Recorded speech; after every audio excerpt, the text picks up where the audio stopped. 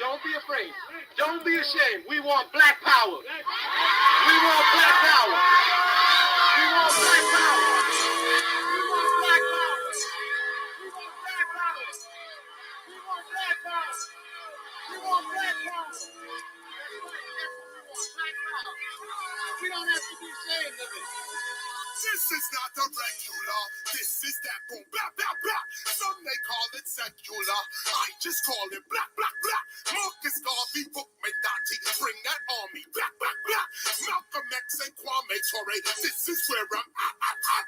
If you wanna talk to me about black, black, black. Haile Selassie the first. Niggas not last. Let's talk about that, that, that. Kaboom, Yanni Maroon and all of Maroons. Let's talk about that, that, that. The real Underground Railroad. The first subway for black, black, black. The freedom train begins with your brain. Get in on track, track, track. Whether justice or injustice, how do you react, act? Can you stand there laughing when they shoot us in the black, black, black? This is what some rappers sound like every time they rap, rap, rap. I'm raising up the red and the green and the black, black, black. Even with no cops in the hood, we still hear click, click, clack, clack, clack. I cannot forget my ancestors just because I rap, rap, rap.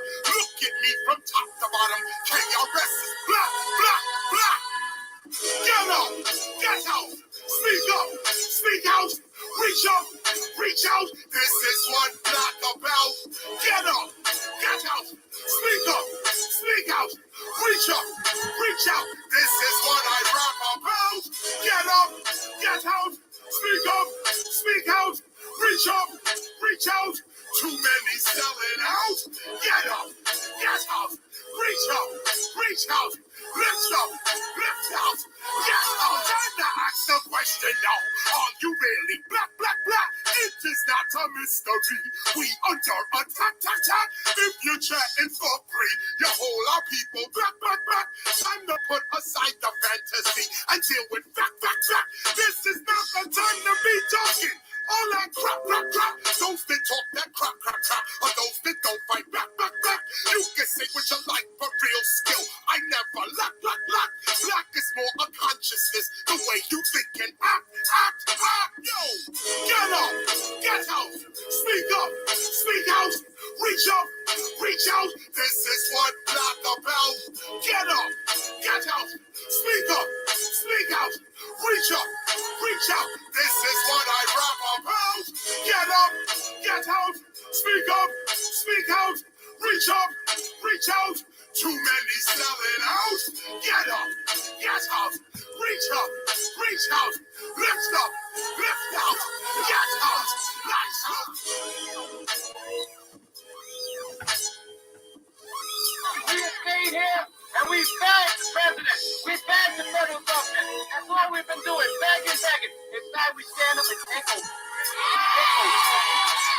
We have to do what every group in this country did. We got to take over the communities where we outnumber people so we can have decent jobs, so we can have decent houses, so we can have decent roads, so we can have decent schools, so we can have decent justice.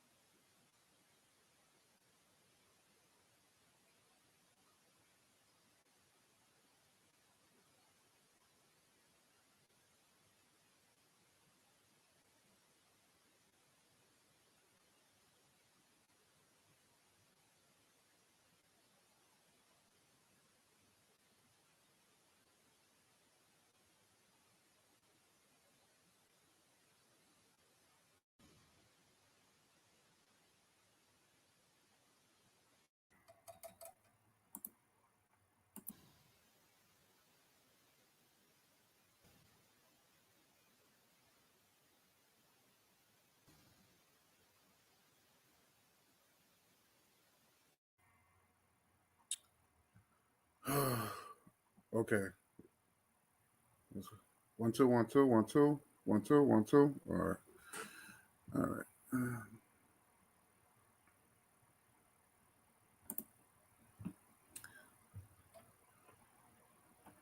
Just want to make sure everybody hears me. Okay, I'm good. I'm good. Putting on my mic.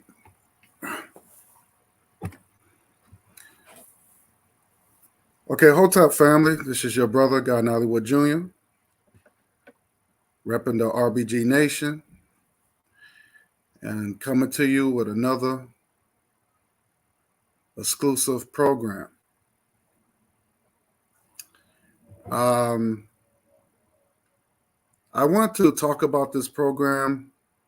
As you can see, the topic is Joe Biden wants to pay 450,000 each immigrant border criminal. That's the name of the topic. And it seemed like to me, while everybody want to talk about Alpo getting murdered, you have a president that's willing to pay criminals. You know, anytime when you violate international laws, you know, that's a crime. That's a crime. I'm just a little surprised that nobody talks about that. But people want to talk about Alpo, who was a snitch and a murderer and a drug dealer. Like, no one cares. No one cares. Like, why? And it's like back-to-back video, like why everybody's so shocked about it. I never understood that. Everybody's so shocked about this man getting killed. The man is a murderer, a snitch, and a drug dealer. Meanwhile, I'm just going to screen share this because I want people to see what I'm talking about, because I don't hear the Black Democrat liberals talking about this. For some reason, they're on a hush-hush. So let me screen share this real quick.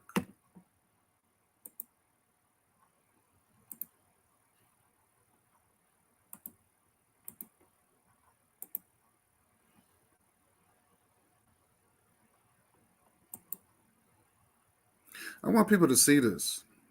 See if I can blow this up.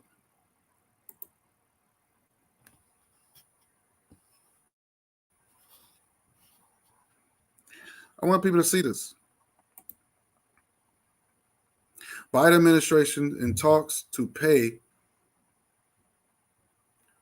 $450,000 per person to immigrants separated at border.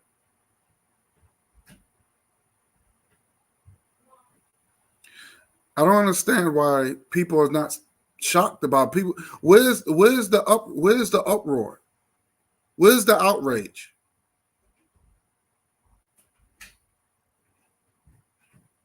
That's what I want to know. Where is the outrage? No one talks about the outrage. Where is the Black Democrat liberals? It's funny how every group of people who don't look like us always get this reparation for some apparent reason. It happened during the World War II with the so-called Japanese Americans, and how the United States put them in concentration camps, and they got reparations for that.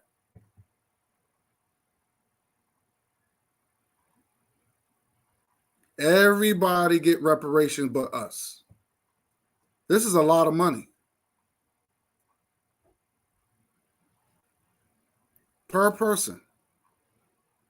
And it's going to come out of our tax dollars. They're not giving money to us. They taking money from us. We bust our ass on these jobs. And then we got to pay criminals. Meanwhile, our kids and our people getting kidnapped daily. Our people getting kidnapped daily. And our people have to pay.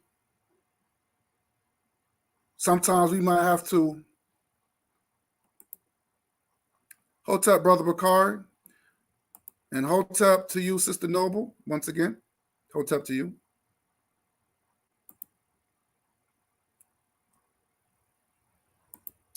So,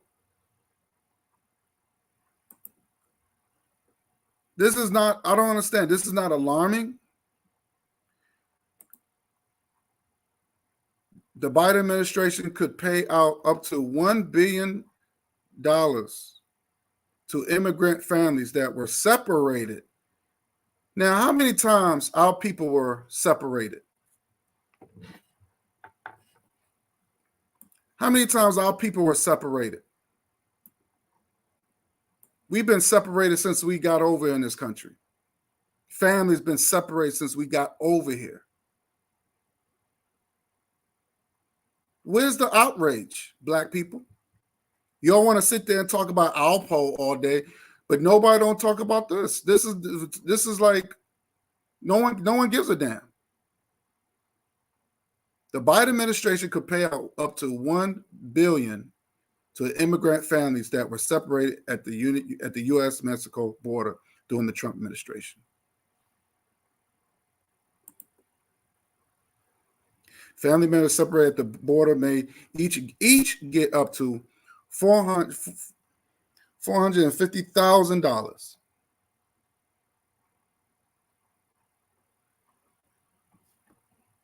And you know something? Remember that brother, Khalif Broader? Remember that brother? Remember that brother, Khalif Broader, who was separated from his family? He was falsely accused by one of these Maranos. It was a Marano that falsely accused him from stealing a book bag. For stealing a book bag. And they kidnapped his brother. They didn't find nothing on him. And he stayed in Rikers for 3 years. He stayed in Rikers for 3 long years for a crime that he did not do. He was separated from his family for 3 years. And the only thing they gave him, and they quietly sent him home, the only thing they gave him was a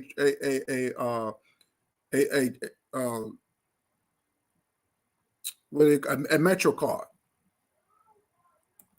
That's the only thing they gave him, was a Metro card to go home with. Meanwhile, you got criminals that comes over here. A lot of them are not vaccinated. They come over here, and now they get rewarded. They get rewarded. I showed you in my last program what they did to the our Haitian brothers and sisters that actually going through things in their country, that actually struggling in their country. They needed help. So I don't understand how one group of people need help, where you got other people, they just decide they want to come over here, and instead of and the funny thing about it is they have resources. How come they can't fight for their country? How come they can't protest in their country? See, I don't get that. I don't get that. I just think this is it's a slap in the face. I don't mind helping people, but when you give these people all this money, and when you got people out here, people in this country that have been suffering since slavery, and they haven't got no reparations. Families been separated since we got here. Nothing. We didn't get a damn thing. We didn't get a damn thing.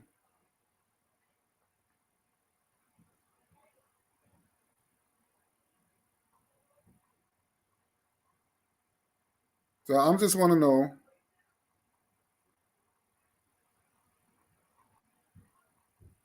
I just want to know,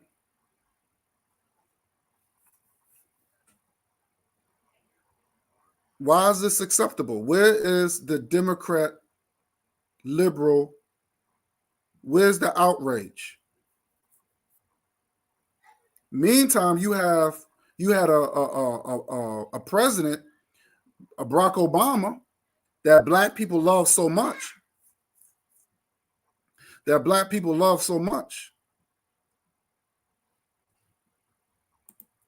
But he opposed it. He opposed reparations.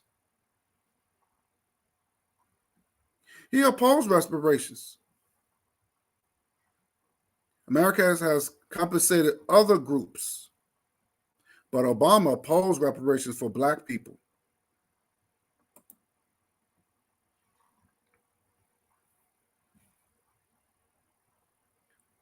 There's no outrage. And what kills me is like the disrespect. The disrespect. And we just got so comfortable with it. We just like, oh, well,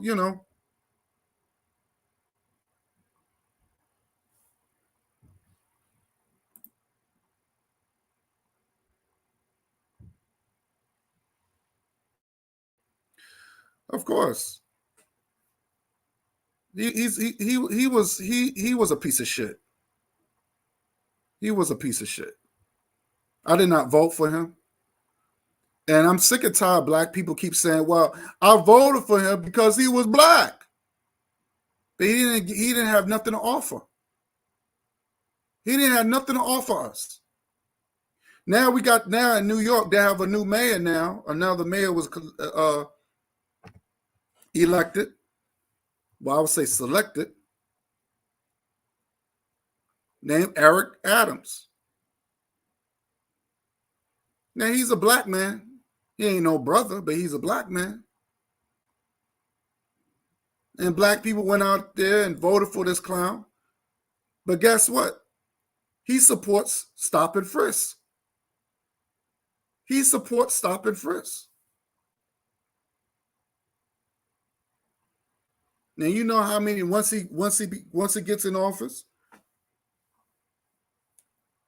you're gonna have a lot of black people. It's gonna be stopped and frisked all over again.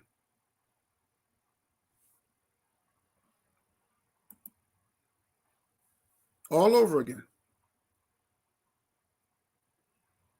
And then we always, and I don't understand, you vote these people in office, these black Democrats, they purposely vote these demons in office. And we end up getting hurt at the end. But you got black Democrat liberals thinking they making progress. That's what they really believe. They think they're really changing things.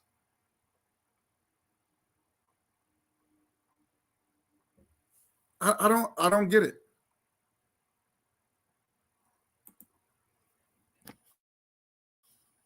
I want people to look at this.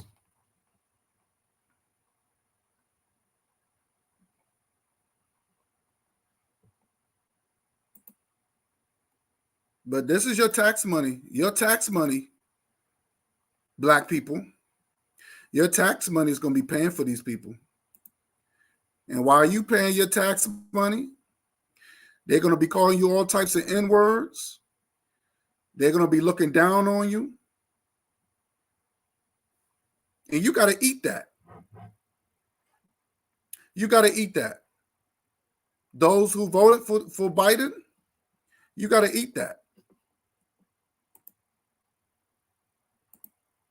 I mean, people keep saying Trump is so racist, but you can't get no racist than this. Biden is the most racist. You can't get no racist than this, where he overlooks black people and rather give your tax dollars to another group of people who didn't work for it. This is supposed to be your money. I don't want to hear that America don't have the money to pay reparations to African people in this country. I don't want to hear that. I'm just tired of that. I'm just tired. I'm just tired of that. The same old buck dancing, same old bucks dance, bucks. I would call it buck dancing story,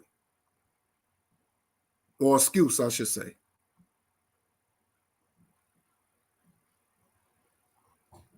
But this is. No one talks about this, but people want to talk about Al Paul and how he got killed, and is he still alive? Or I mean, but no one talks about this. And black people are not outraged.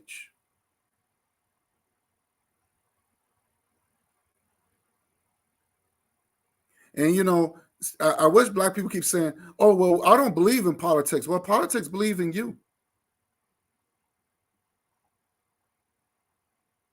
So those black people that voted for Biden, y'all got to eat this. This is y'all doing. You did this.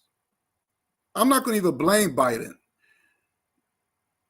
It's black people that voted for him to get in office. You did this. You did this. And it's going to come out of your tax dollars.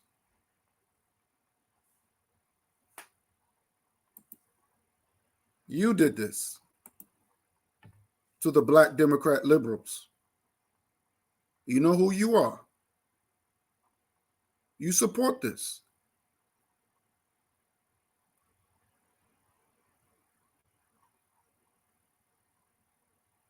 And this is right in your face. These demons are not hiding it no more. They're not. Biden's not hiding. He don't care.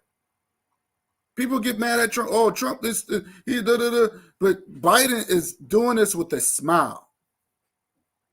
Remember Malcolm said about you got the fox and the wolf. Well, Biden, he's the fox. He comes with a smile, but he do you dirty. Once you got your back turned, or once you get you comfortable, this is the type of crap that he does. This is right in your face. Right in your face.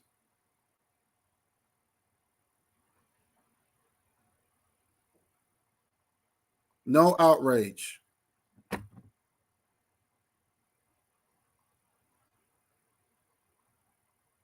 Let me see if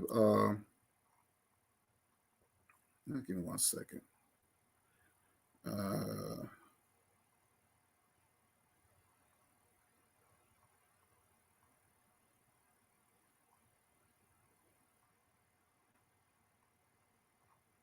So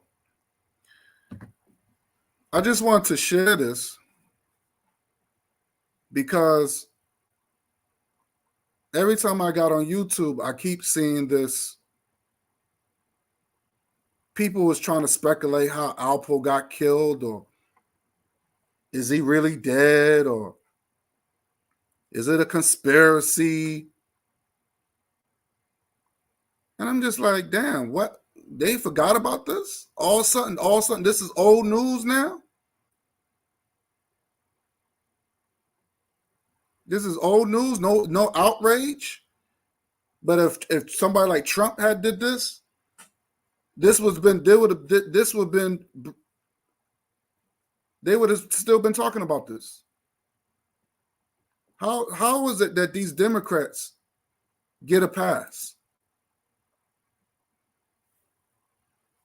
I wish black people can tell me how is that these how is these Democrats get a pass?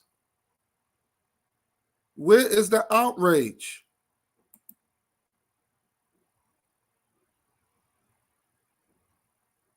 No one.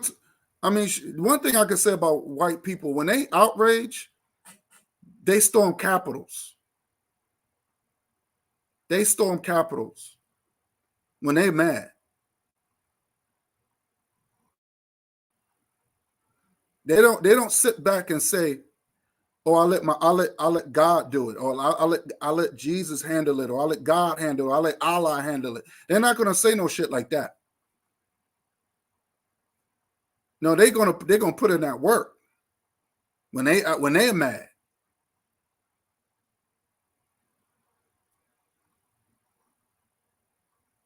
But this is unacceptable. This is totally unacceptable. But black people don't want to talk about this. They don't want to talk about this.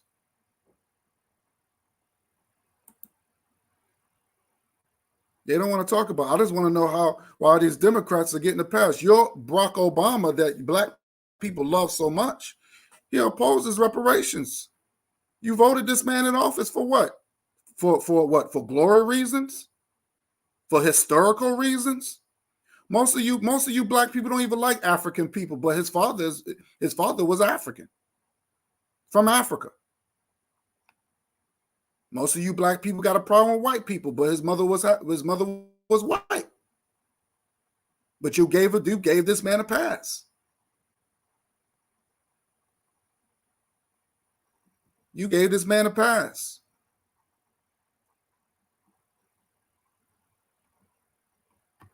And not only, he should have been, matter of fact, nobody even knew who this man was.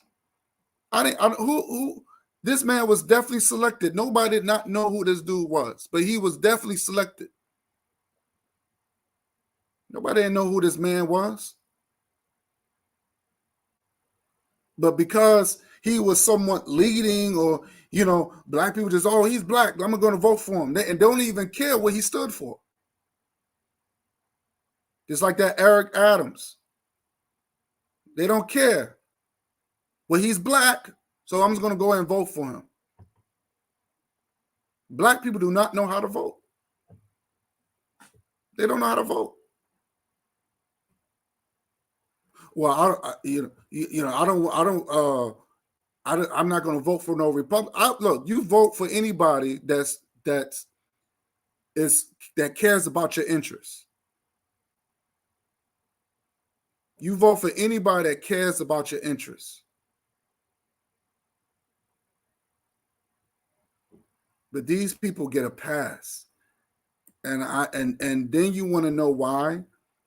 And then I hear the same old song. Oh, we don't do this, and we don't have this, and we don't have that. But y'all vote these people in office. So that's the reason why you ain't getting nothing. And you should not get nothing. You should not get a damn thing. You vote these people in office, you get what you get. I don't vote for these people because I know these people's already selected. I think as black people, as black folks, we should have our own political party. Only for us. But a lot of black people don't want to separate from America. Oh, I'm a black American. The fuck is a black American? Then if you're a black American, like my brother said, Hotep,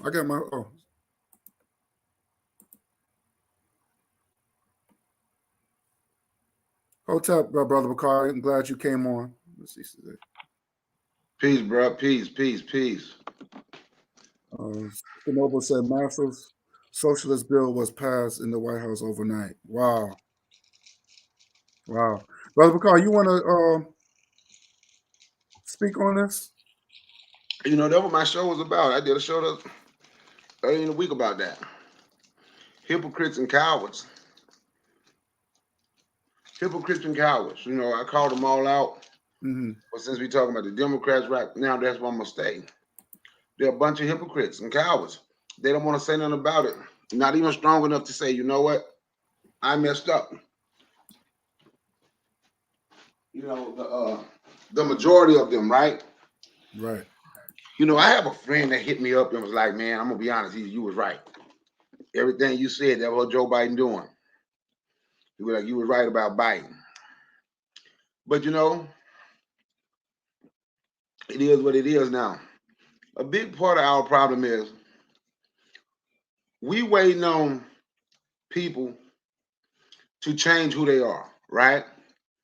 Especially the Democrats, because we consistently vote for them. They might change how they feel. We keep arguing with other people about them changing, about them doing something for us, but we refuse to change. We refuse to change what we're doing. We continue. Everybody say black people don't come together. Go look and see how we vote. If you don't think we can come together, what was it? 88% of black folks that voted for, excuse me, voted for Biden and Harris. That's a huge number of us coming together, right? Right. A huge number. But we come together for the wrong thing, come together hoping that somebody else do it. Biden was a piece of crap. $450,000 per person. I thought it was per family. So if it's per person, what if one family got 4 kids? Think about that. But I think it's supposed to be per family, right? That was separated. We've been separated. Yep. And we still separated. But most of these people in these YouTube spaces, right? They can't discuss that because discussing this truly don't bring any money to them. So what they have to do is they're going to continue to bang on black people. That's what black people is going to do. Just look and see. I heard you mention. Yeah, that's what I thought, Sister Nova, per family. Right? Oh, it's per child separated at the border. It's per child, so, yeah. Yeah, so if a family got 4 kids, you know, well. Oh my God. But wow. we do concern ourselves with the wrong thing, right? And this is something we should, I guess you can't. This is something that we should be upset about. We should absolutely be upset the people that went out and voted for Biden. Like for me, some people told me if I don't vote, my voice don't count. Obviously, the people that vote Democrat, the black people that vote Democrat, their voice don't count. Or you're not trying to say anything so your voice can be heard, one or the other. Because if you voted for this person, and you didn't vote in the best interest of yourself, right? What I'm saying is you voted for this person and you're supposed to be talking about what black people need, right? Obviously, you didn't have a voice. So to tell black people, and that's a way to try to shut you down because you disagree with them. Well, if you didn't vote, you ain't got no voice, you ain't got no say. So obviously the 88% of black people that voted for Joe Biden and Kamala, whatever the hell her name, does not have a voice. Or if they do have a voice, their voice is for Mexicans, Afghan refugees, it's for illegal Mexicans, and it's for Afghan refugees. Their voice is not for their own people. So, you understand? Yep. So their voice telling me I don't have a voice. Tell me who heard theirs. But then we constantly, but see, I love everybody. We got to be for everybody. You don't want to see nobody treated that bad. This is what I tell folks, mind your own business. Whether it's bad or not, it's not my business. It's not my business. When you were little, what your mom and daddy used to tell you? You go home to your mama and you go to tell them, but leave that stuff, you better stay out them people's business. You don't know what's going on over there. Everybody mama done told them that before. Yep. Stay out your business. Don't know what's going on. Bam. Don't know what's going on. Figuring out Why they gonna give these people 450K? Mm, mm, mm. Right? So now we got to figure that out. Is it because they were stuck at the border separated from family? If they Mexicans, right? Most of them are. Is it that the United States still owe Mexico? We don't know.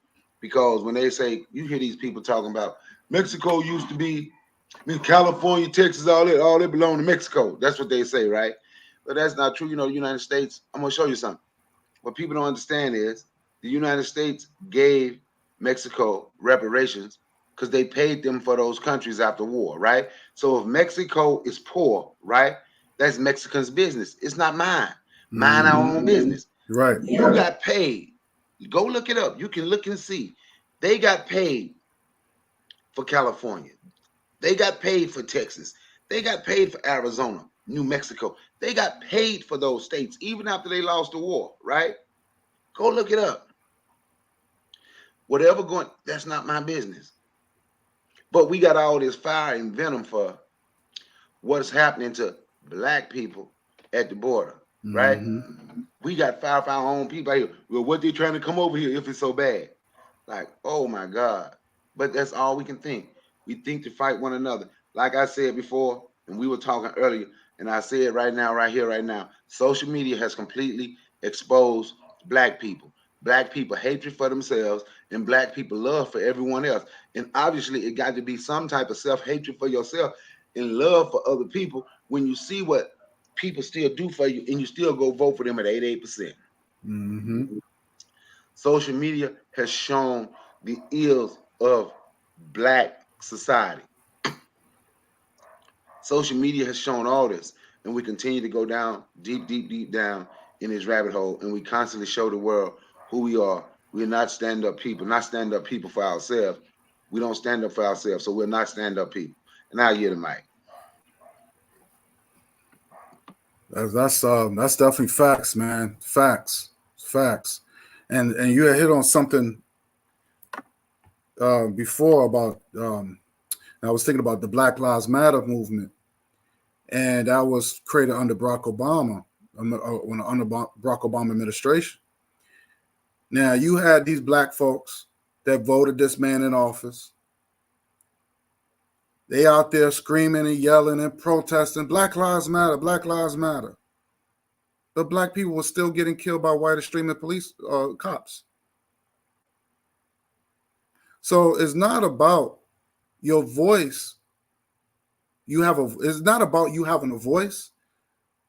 It's basically about is your voice being heard. You can have a voice, but if nobody's is not listening to you, your vote don't mean nothing. And that's white talking points. When people say, "Oh well, if you don't vote, you don't have a voice." That's white talking points. That's what white people say when they want to get you to get your vote. Well, if you don't vote, you don't have a voice. But that's not true. It's when you don't vote, you have a voice. Because now they're like, well, damn, I need more votes, and they're not voting for me, then I'm not going to win. So I gotta buy their votes. I gotta do something to earn their votes. And black people, we're not making these people to earn their votes. We're not doing that. Because when you say I'm not voting, then you have something to stand. Because whether if you vote or not, you go and vote because I'm a Democrat, then you still get the same mess. You still get the same results. So your vote is garbage. Your vote is garbage. And look at the Black Lives Matter movement. Black people were still getting killed, still getting murdered. And they had a voice, but their voice wasn't heard. And you had a so-called black man in office. What happened? And then after this man served his time, You have some same black people say, "Oh, I voted for him." And I remember I saw this one video where this girl was crying and she couldn't. She was so happy that Barack Obama won. 8 years later, they interviewed that same woman. Of course, she's a little older now, and she was like, "Damn, I'm disgusted. I'm disappointed. He didn't do nothing for us, and I voted for this man twice." Barack Obama had black people saying it's okay to drink that lead poisoned water in Flint, Michigan, playing games with people's lives. But he's black. They don't care. So I was talking about, and I was talking about Eric Holt, that guy Eric Adams, though he'll be the next New York, a mayor from New York City. And he supports stop and frisk. But black people don't care because he's black.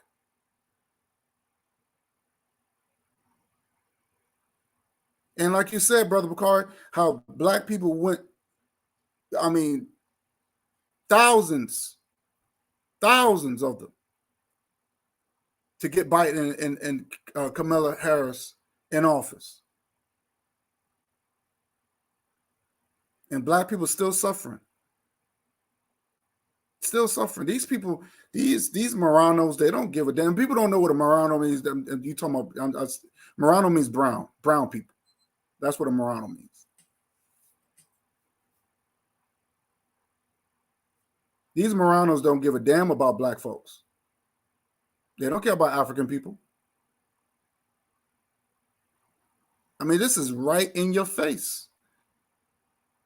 But Trump is racist. Trump won't never do no shit like this. I'll tell you that.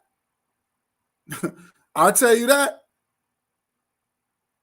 They committed a crime and Trump locked them up.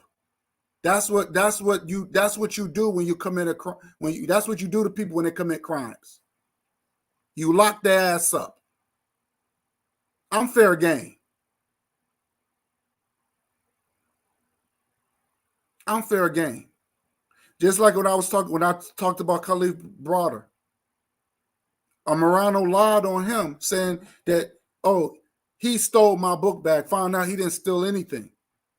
And they kidnapped that brother. Kidnapped him. Robbed his youth. And only thing he got, Brother Bakari, was a Metro card to go home after serving 3 years in Rikers. Now the kid is dead and gone. He committed suicide. Where's the outrage? And remind you, this was doing under the Obama administration when this was going on.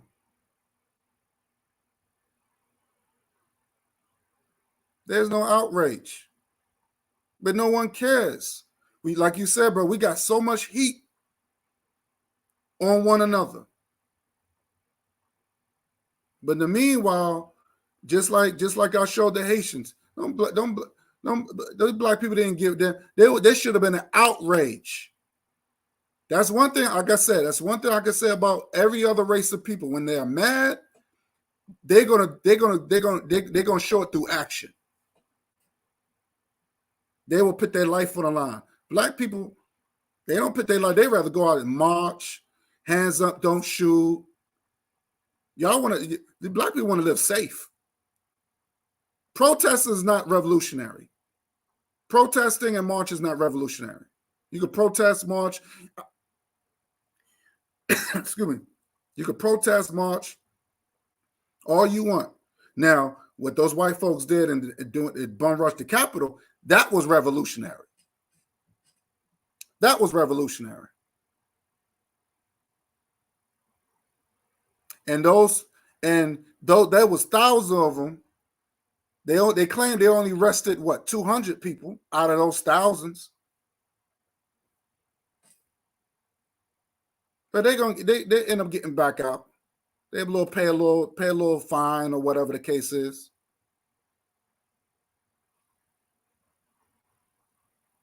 But I try to tell black people, those who consider black Americans, this is not your country. You don't have a president. You don't have a president. You don't have a mayor. You don't have a governor. You don't have these people are not in your corner.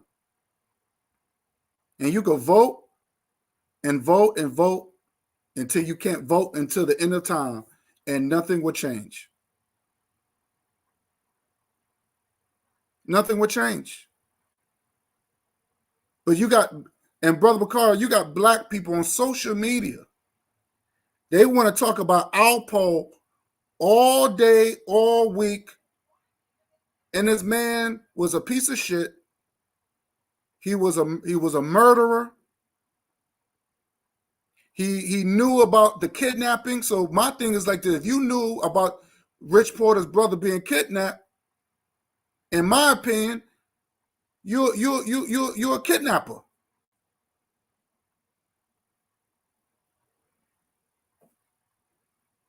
He was a drug dealer selling drugs to other black people, to his own people.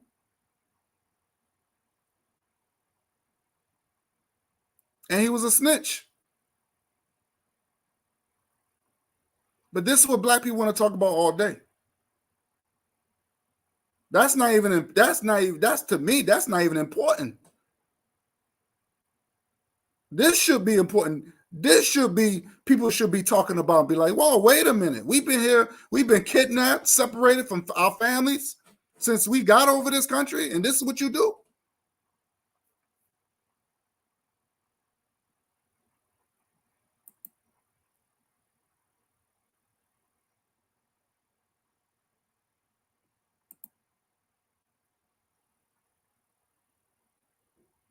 I You know won't be what, surprised. man?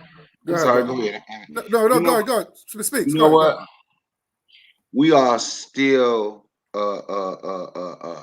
when you mention Black Lives Matter, when you mention hands up, don't shoot, when you mention I can't breathe, all that.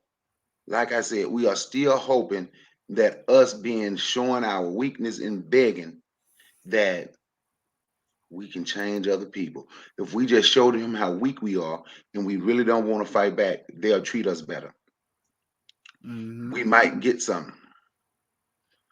That's all we do. And it bothers people when I say this, but I'm gonna be honest, man. My opinion, reparations for black folks is a pipe dream.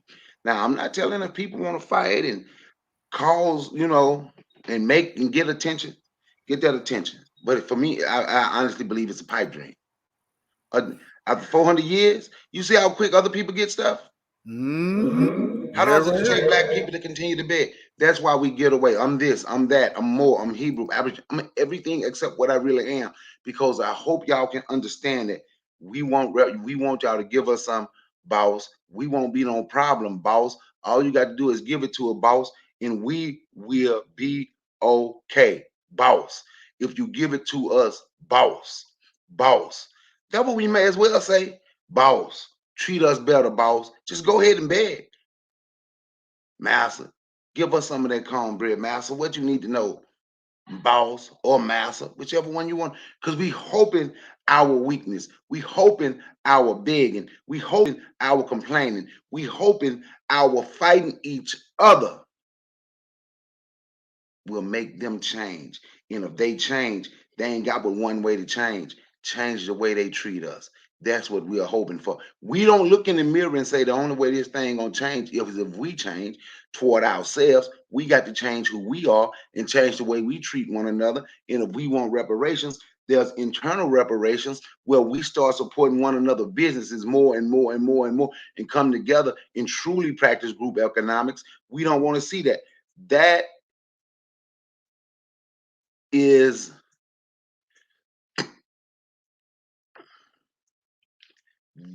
that is what we are going to have to do. We can wait on reparations if they want them. They can keep talking about it if they want them. But like I said, I truly believe it's a pipe dream. And that's just my take. After 400 years, man, you get tired of begging. You get tired of begging a woman to go out with you. I'm tired. You get tired of begging these folks for money. If you're tired of it after a month and that woman ain't chose you, you move on. I just wasn't the one. Make like this a woman. When we gonna stop begging these folks? When we gonna stop hoping these folks change? When? When we gonna stop hoping this country change? When? When? I don't know. But it's time for us. It's time for us to look at ourselves and say, are we grown? If we are truly grown, let's start acting. See, think about it. When you get grown, you'll act grown with your mom and I'm grown. You can't tell me what to do. You ain't going back to mom and daddy no more. You ain't begging no more. You got your job. You got you an apartment. You paying your own bills. You doing what you supposed to be doing because you grown. But when it comes to these people, we be 50-year-old, but we still children. Well, let's just hope we get reparations. Let's hope they change. Let's hope they change. Let's say hands up, can't shoot. We don't want to make them mad. Let's say I can't breathe. Let's lay on the ground and call for my mama while they choking me. Let's go out here and try some of this Moorish stuff and make up some lies. Let's say we the original people from Israel, we Hebrews, and the sky gonna crack. Let's say this is our land originally. If we say all that, they might change the way they see us. But when are we gonna change the way we see us? I get it, Mike. Brother, you on point. Please, I want to say shout out to Hardcold and person Kid 21. I'm glad y'all came through. I mean, I can go further than that, brother.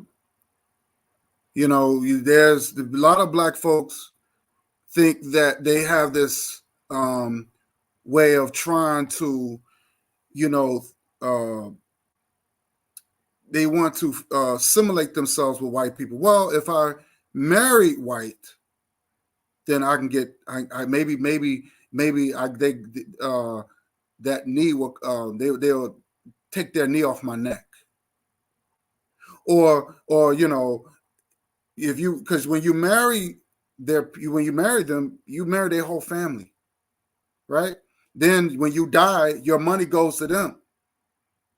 All your wealth, everything that you worked and fought for, it goes right back to the people that didn't want you to have it in the first place. And like you were saying, is all this is pseudo feel good rhetoric. So what's the point saying that, well, this is my land? So I tell people, okay, this is your land. Then get yourself a native status card so you could get some of those benefits. But they don't want to do that because then they have to take their DNA, and now they don't believe in science. So then they go right back into, oh, well, we're not African, we're natives. But you're not getting this money. You're not getting this money.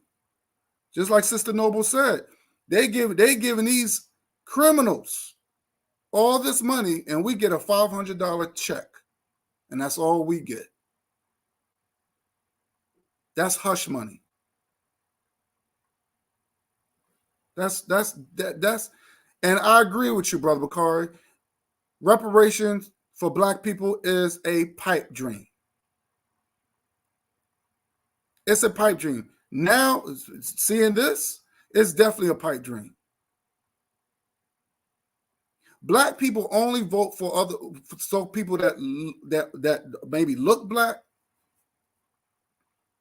or because of some sort of historical reasons.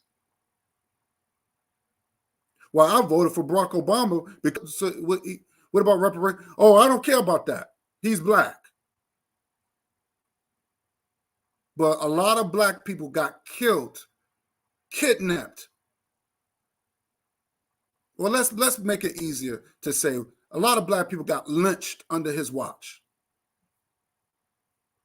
At least black people decided to fight back under Trump. More black people started to bear arms under Trump.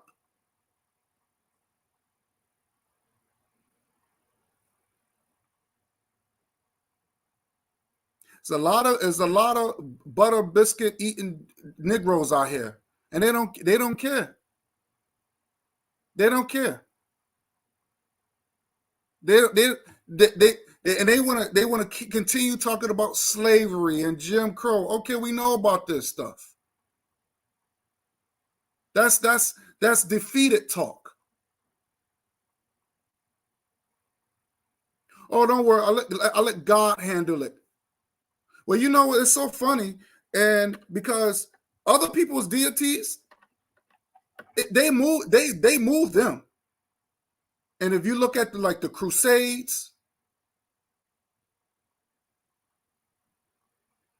just like Adolf Hitler, he was a Christian, believe it or not. He was no atheist. Brother Bakar, did you know that? Yeah, I knew Hitler was a Christian. Yeah, he was a Christian. Everybody saw the pictures how he was shaking hands with the Pope. The Pope was financing him.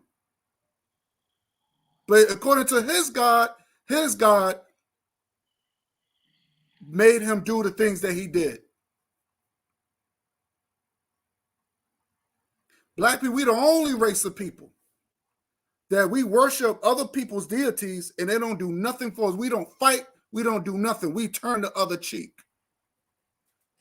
That's what we taught. We don't even practice our deities that came from us. We don't do that.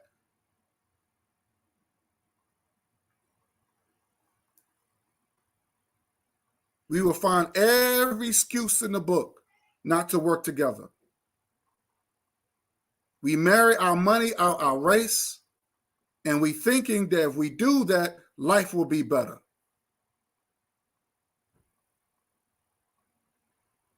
We don't teach our kids any type of pride. We teach our children integration, not separation. We don't teach our children self-love.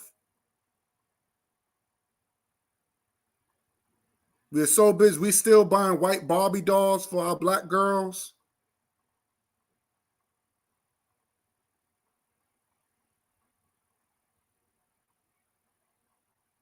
It's sad. We brag on white people stuff. Or look at me, I got Gucci. I got Louis Vuitton. I got all these white people's products. We brag on that. We brag on that. Look at Brother Polite. He's in Beverly Hills. But he brags how much money he got. But he's giving it all that money right back that he claimed as the enemy. You got black people right now who claim they're B1, but they live around the enemy.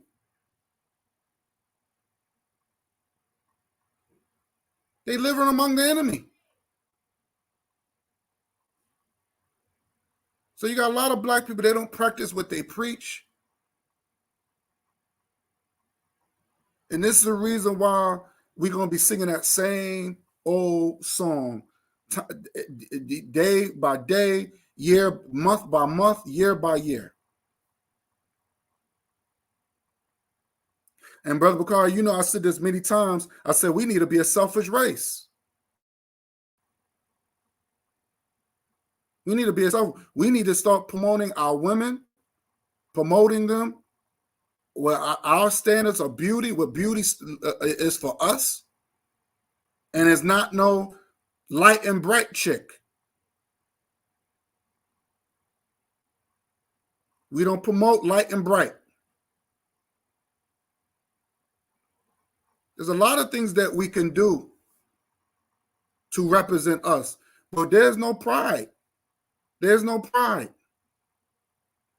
So when I see black people, thousands of them voting for these people in office, And they don't even care. They don't even do no research on these people. Because I remember, Brother Bacard, we said we need to do some background checks on these people. We got to do background checks. And I'm not saying, I mean, some of these people, in my opinion, especially if they're running for some sort of politics or whatever, some of these people need to be exposed. Now, we already know that Joe Biden is a pedophile. We saw him what he was doing to those little girls and touching those girls' faces and rubbing. It's very creepy. But black people don't care. They don't care. How he sent those black people from Haiti, send them back home? They starving over there. The president that got assassinated. But Biden got some Afghanis over here, those Afghanistan terrorists over here. He don't give a shit. We don't know these people, how they live and all that, but hey, all of a sudden they promoting this homosexuality heavily now on our children. And as soon as we speak out against this,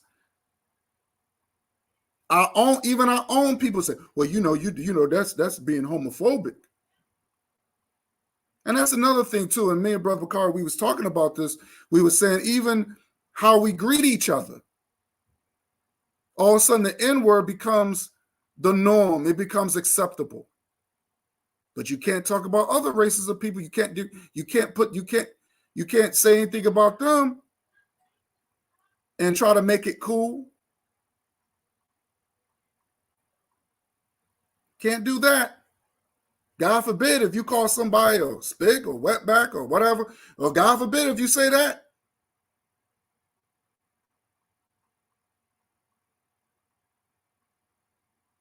Like you was talking about Dave Chappelle. Dave Chappelle is a coon. His wife is Asian. Rather if she's Chinese, Japanese, Vietnamese, she's Asian. I don't care where she's from in Asia, but she's Asian. She's not African. But when it comes down to us, we all types of ends. But I never seen him make fun of Asians. I mean, I'm talking about on a constantly. Dave Chappelle show. You didn't even, I don't remember one show he had made fun of Asian people. And if he did, it probably maybe one or two skits. How is that possible? How is that you can live with somebody and you don't even make fun of people that you're living with? So you don't want to make fun of your spouse because she's European or she's Asian, but you can sit there and talk about black people all day.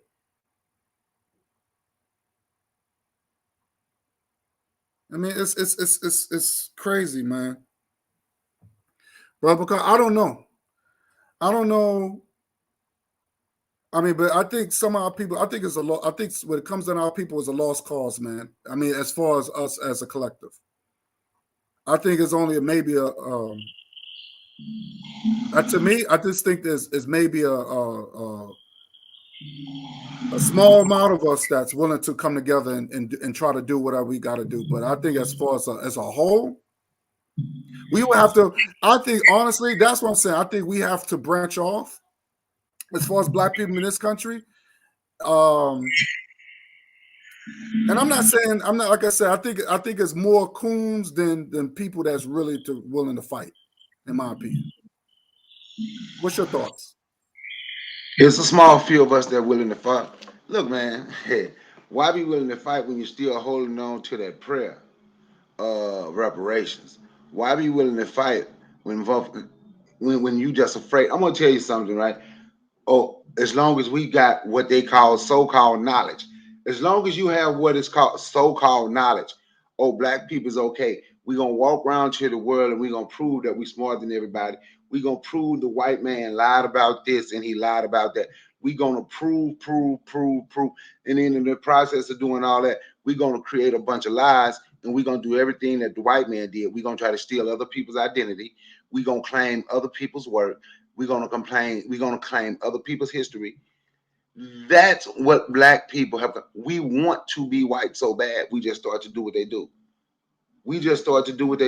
So then when they scream, that's the white man stuff. Okay, you speaking the white man language. You wearing the white man clothes.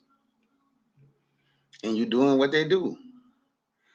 So what? You should be glad to read their work. Reading their work is going to help you out. Reading their work is going to help you out. It's too much fear. That's why when we talk, and I tell folks, and I say it all the time, that's why no one will ever hear me talk about no white supremacy. It's not white supremacy. It's black people. It's black inferiority. Black people has an inferiority complex. That's why they scream white. They have said it so much. They have said that they have said white supremacy so much. They have began to feel inferior to white folks. Facts. It's not white supremacy that make us call each other the N-word and threaten to fight each other all over YouTube.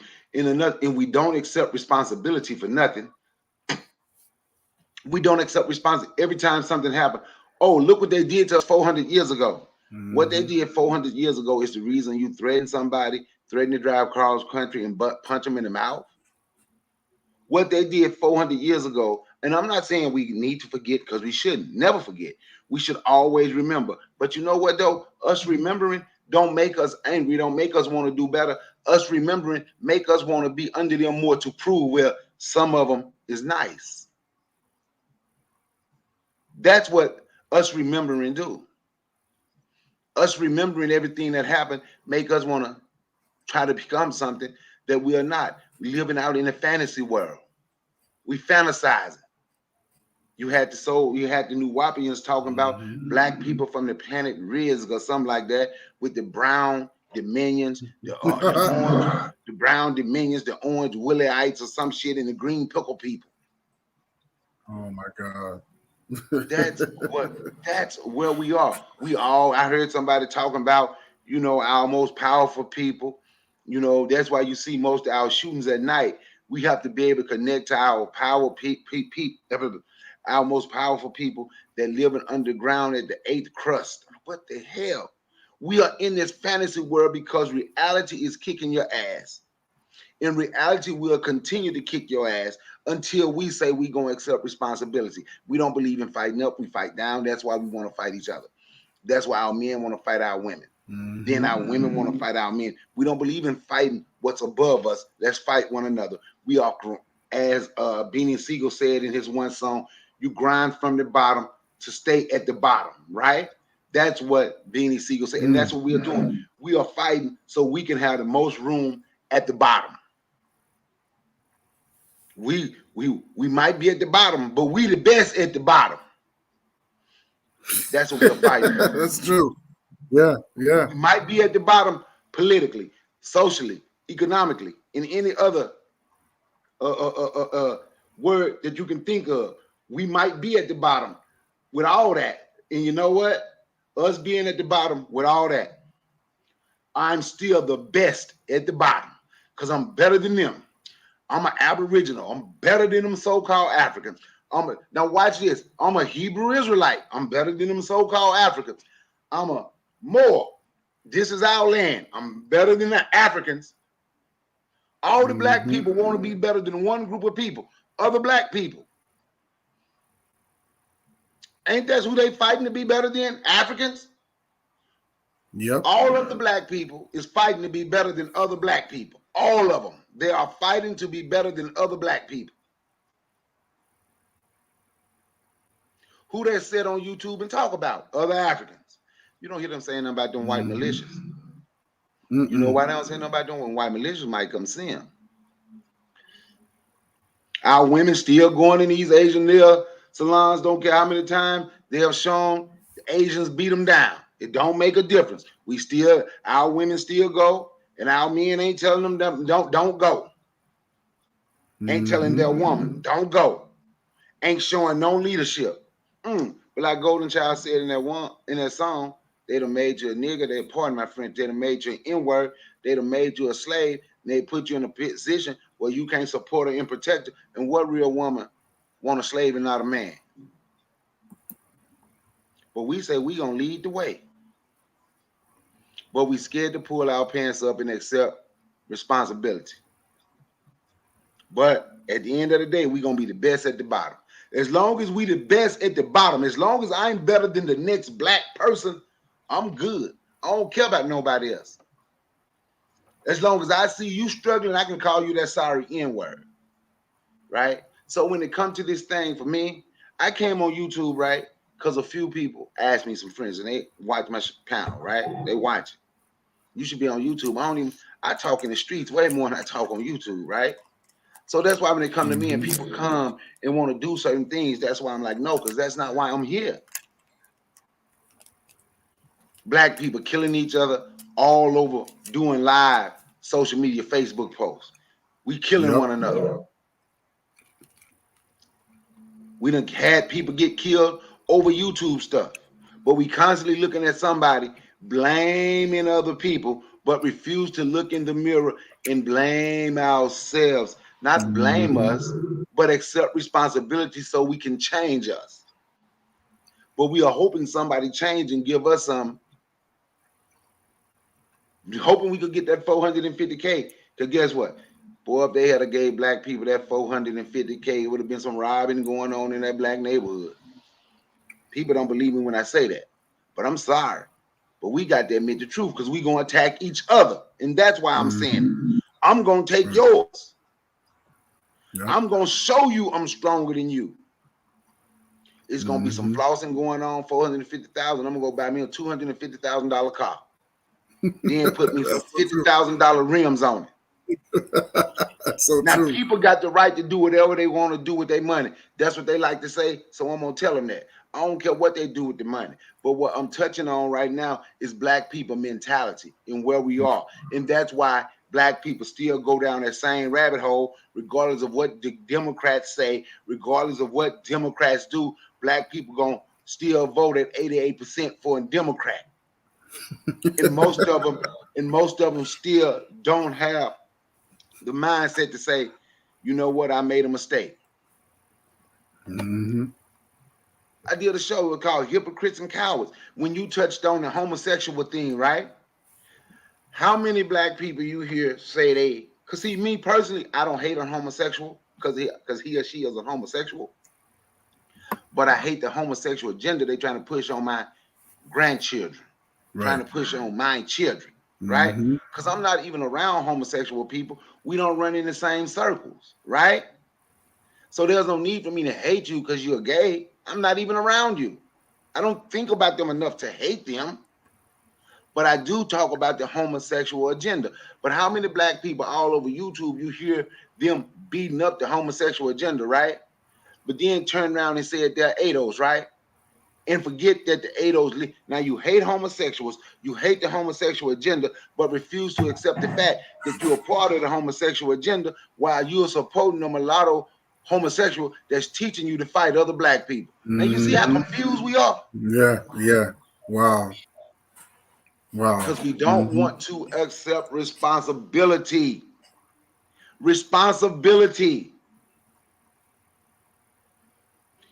I heard somebody say, well, such and such, those people, they come over here and they'll take our place and they'll do this and they'll do that. Like they was talking with them Africans. They'll do this and they'll do that. They becoming the doctors. Okay. Our kids going to school. But you know what we teaching our majority of our kids to focus on? We are teaching the majority of our kids to focus on football and basketball. Most of us, we're not teaching. So we are mad. See, we are mad at people because we have different focus. And I'm not knocking nobody that play football and basketball. Don't get it twisted. I'll never be the one that say we don't need no more football and basketball players. Who am I to tell somebody who got the ability to go make millions of dollars We don't need you to make the. We the only people in the world that gonna do something broke. We don't need y'all to go play no more football and basketball. Why? If you raise them up right, when they make that money, football and basketball, they gonna come back home to you. You understand what I'm saying? Mm-hmm. They gonna come right back home to you. And they gonna do what they supposed to do. But we would rather tell our children, don't use that ability you have. See, my son played football, my youngest son. He wasn't good at football, and he knew that. But he didn't care. He had friends on the football team, right? So that's what was important to him. He played basketball all the time. He'll tell you, ain't no basketball player. But guess what? He got a 3.8 GPA, graduated high school with a 3.8 GPA, and he in college with a 3.8 GPA, 3.9 GPA right now, and saying 3 more years, he gonna be going into law school. But he gonna be friends, but he friends with athletes. And he been raised by me, so he own what black people need to do for one another, right? So now, watch this. To him, he can get to the athletes in that generation. Is those gonna be the ones that start to build? But we gonna tell one another, well, we don't need no more of that. Why? We do. What we need to do is teach them and how they should come back and use some of their money, not all of their money. If you're making $8 million a year, you should come back and you should be given, not to no secret organization, not no organization like Black Lives Matter. Come back and do ground roots. You can give $100,000. It don't have to be tax exempt. You can give $100,000, and if you give to this business, and we can help build this business up. That's what we need. Or you can do this so we can teach the youth. You understand what I'm saying? There's a lot of things, but to tell people don't use your skill to make money because we need more doctors and lawyers, and we ain't even telling our kids to go to school and become doctors and lawyers. Right. Look at our thinking. Yes, we need more doctors and lawyers, but we need the professional athletes too, because that's their skill. That's what the Creator gave them, so they can make some money, so they can make a difference for their family. And hopefully they do right by their family, their wife and kids. You understand? Hopefully.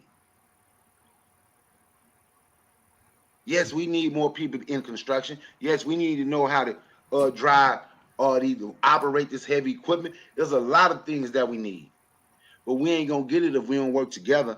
What black people do need to understand is we need one another, and stop thinking that you better than other black people because you are a so-called Black American. Black people need one another worldwide, and the ones that don't want to be a part, I'm not trying to convince them why they should be a part. I move on. I can leave that convincing to somebody else. You don't want to be a part, I'm not going to get a headache trying to convince you. If you want to keep beefing and all that all the time, I'm not even trying to convince you to stop. Go ahead. I'm just not a part. Right. I'm going to expose them. I remember that girl on YouTube back in 2011. She exposed this black. They was going back and forth at one another. So then she went and she exposed with some personal stuff. The next thing you know, he done drove miles to kill her. Exposed. Exposed. We hurting each other, and we're afraid to look in the mirror and say we gonna do better. Let's keep blaming it on what they did to us 400 years ago and say this is the reason we are the way we are. Not saying nothing happened, didn't have an effect, but some of this stuff we can change right now if we really truly wanted to. That's right. You understand what I'm saying? I'll yield the mic. Man, that's that. I mean, you spoke a lot of facts there, brother. I mean, because I see a lot of, and like you said, the biggest thing you had said was YouTube has exposed a lot of coons, right? A lot of degeneracy on YouTube. And just like I was saying about this criminal Alpo, you know, you still got cats still talking about it constantly. Like it's like he's like, you know, I mean, they treating this dude like he's some like some revolution, dude that just got assassinated or something. I mean, it's not really, to me, that dude is not important. He's not important. This is important. What we're talking about is important. When you have these politicians that's going behind our backs, and giving all this money to a race of people that don't like us.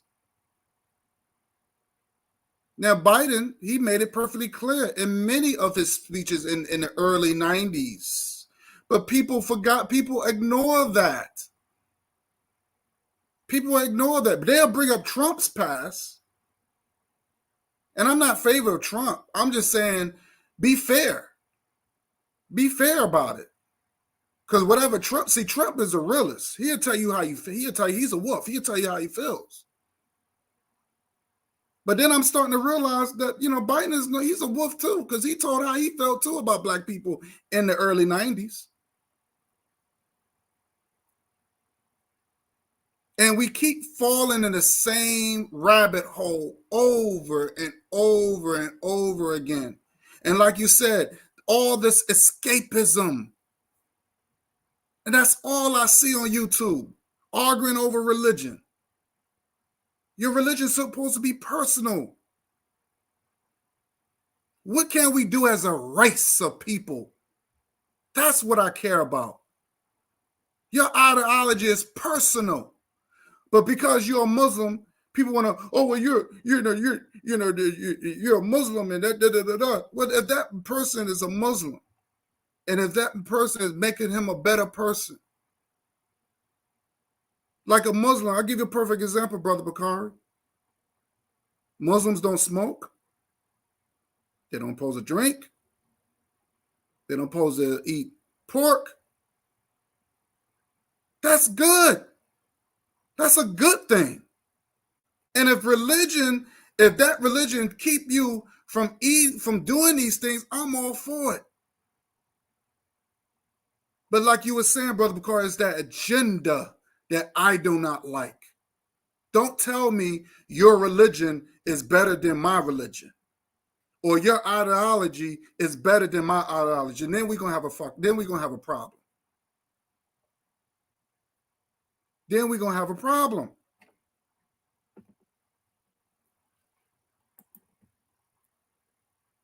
It said person kid 21 said, more importantly than more entertainers and athletes are the focus or on the priorities of how they help secure black folks' destiny. That's true. That's true. And and I remember when I was growing up, you had a lot of scholars that would be on these talk shows, and they was the focus. They was the focus. I don't know if you remember, Brother Bakar. I don't know if you ever watched shows like Donahue and all these shows when you had scholars that come on the channel, and they was the focus. Yeah, you had Sister Soldier, who's very knowledgeable, and she used to debate. She was a great debater. See, I'm used to that. You had the Khalid Muhammad's that would come on. Those were the focus. But you notice they took away of that. They stopped. Don't talk shows don't exist no more. Because black people were learning, they were growing. But my whole thing is this. One thing I know is about America, they give you a time period to do what you got to do. Right? So they said, okay, we're gonna keep this going for maybe a couple of years or whatever. But after we got the tools now and we got the knowledge, then we need to, come together. We need to pass that knowledge to our children. That should not have stopped. We should have more black people that come and have these great discussions. But you don't have that no more. You don't have that no more. So now the athletes and the entertainers, and don't get me wrong, they're inspirational to a certain degree. They want you to be healthy and to be, to be as to be strong, and and that's cool, as far as keeping your as far as physical health is concerned. But very rarely you might get a Muhammad Ali. You might get some brother who that speak politics, that take their wealth that they earn and put it into some political party for their people. Very rarely that you would see that. That's why I say we have to teach them. If they playing and we sending them to school for that, that's why I say we have to teach them. Right. At a young age, we have to teach them. That's right. That's right. He said, as the track record of glut of athletes and entertainers, we as black folks are polar opposite the results of productivity. I'm sorry, what's that? Productivity. Productivity. Sorry, I got tongue tied. Let me see what he said. Hey, can I say something right quick? And I agree with MG2 100% on that, right? So watch this. The fact that I absolutely agree with him on that, right? See, when I say we got to teach them, right? And we got to show the athletes that did. Like you mentioned Muhammad Ali, right? Right. So we have to know people like Muhammad Ali. But we also got to teach our kids about people like Larry Holmes. We got to teach our son by somebody who had a 7th grade education, who met him a woman who had her master's degree, didn't care about him having a 7th grade education, and stayed with him. And he wouldn't leave his hometown, owned businesses, owned banks, even helped his black church because he's a Christian, and gave businesses back to black people. Took $50 million that he earned doing boxing and turned $50 million into about $450 million from learning business, dealing with Don King. This come from him. He said, "Went for Don King," even though the people can say Don King is a crook. He one of them too. They say Don King took a little bit of his money, but he was okay because if it wasn't for Don King, he wouldn't have known how to run business. So we have to know those people like that who said, "I'm not going to leave my people. My people need me here. I don't have to leave my small city of Eastern Pennsylvania of 30,000 and go to city with millions. So then I'm one in a million. Here, everybody know me as Larry Holmes. That bank, I was able to give people jobs. Those Burger Kings right there, I own them. I was able to give people jobs. That McDonald's, I own that. I was able to give my people jobs. I came back to my community and I built for my people. Those are the athletes that we have to put on the pedestal. Mm-hmm.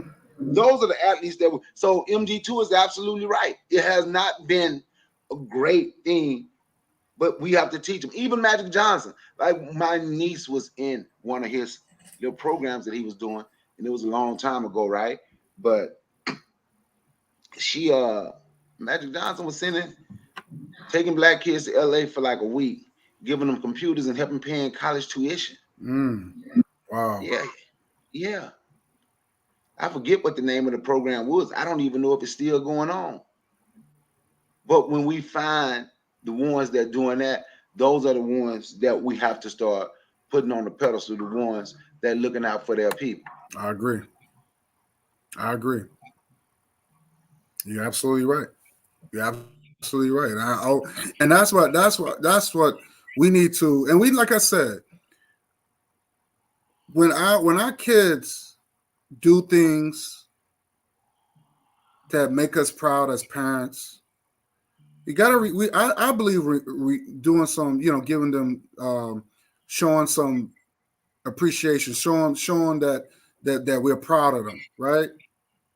And like you were saying when we had this conversation, like if our kids, graduated from college or whatever, that's to me that's a sign of success. So we got to celebrate that, throw a party. I got a forecast coming on. Hey, what's good, forecast? Glad you came on, brother.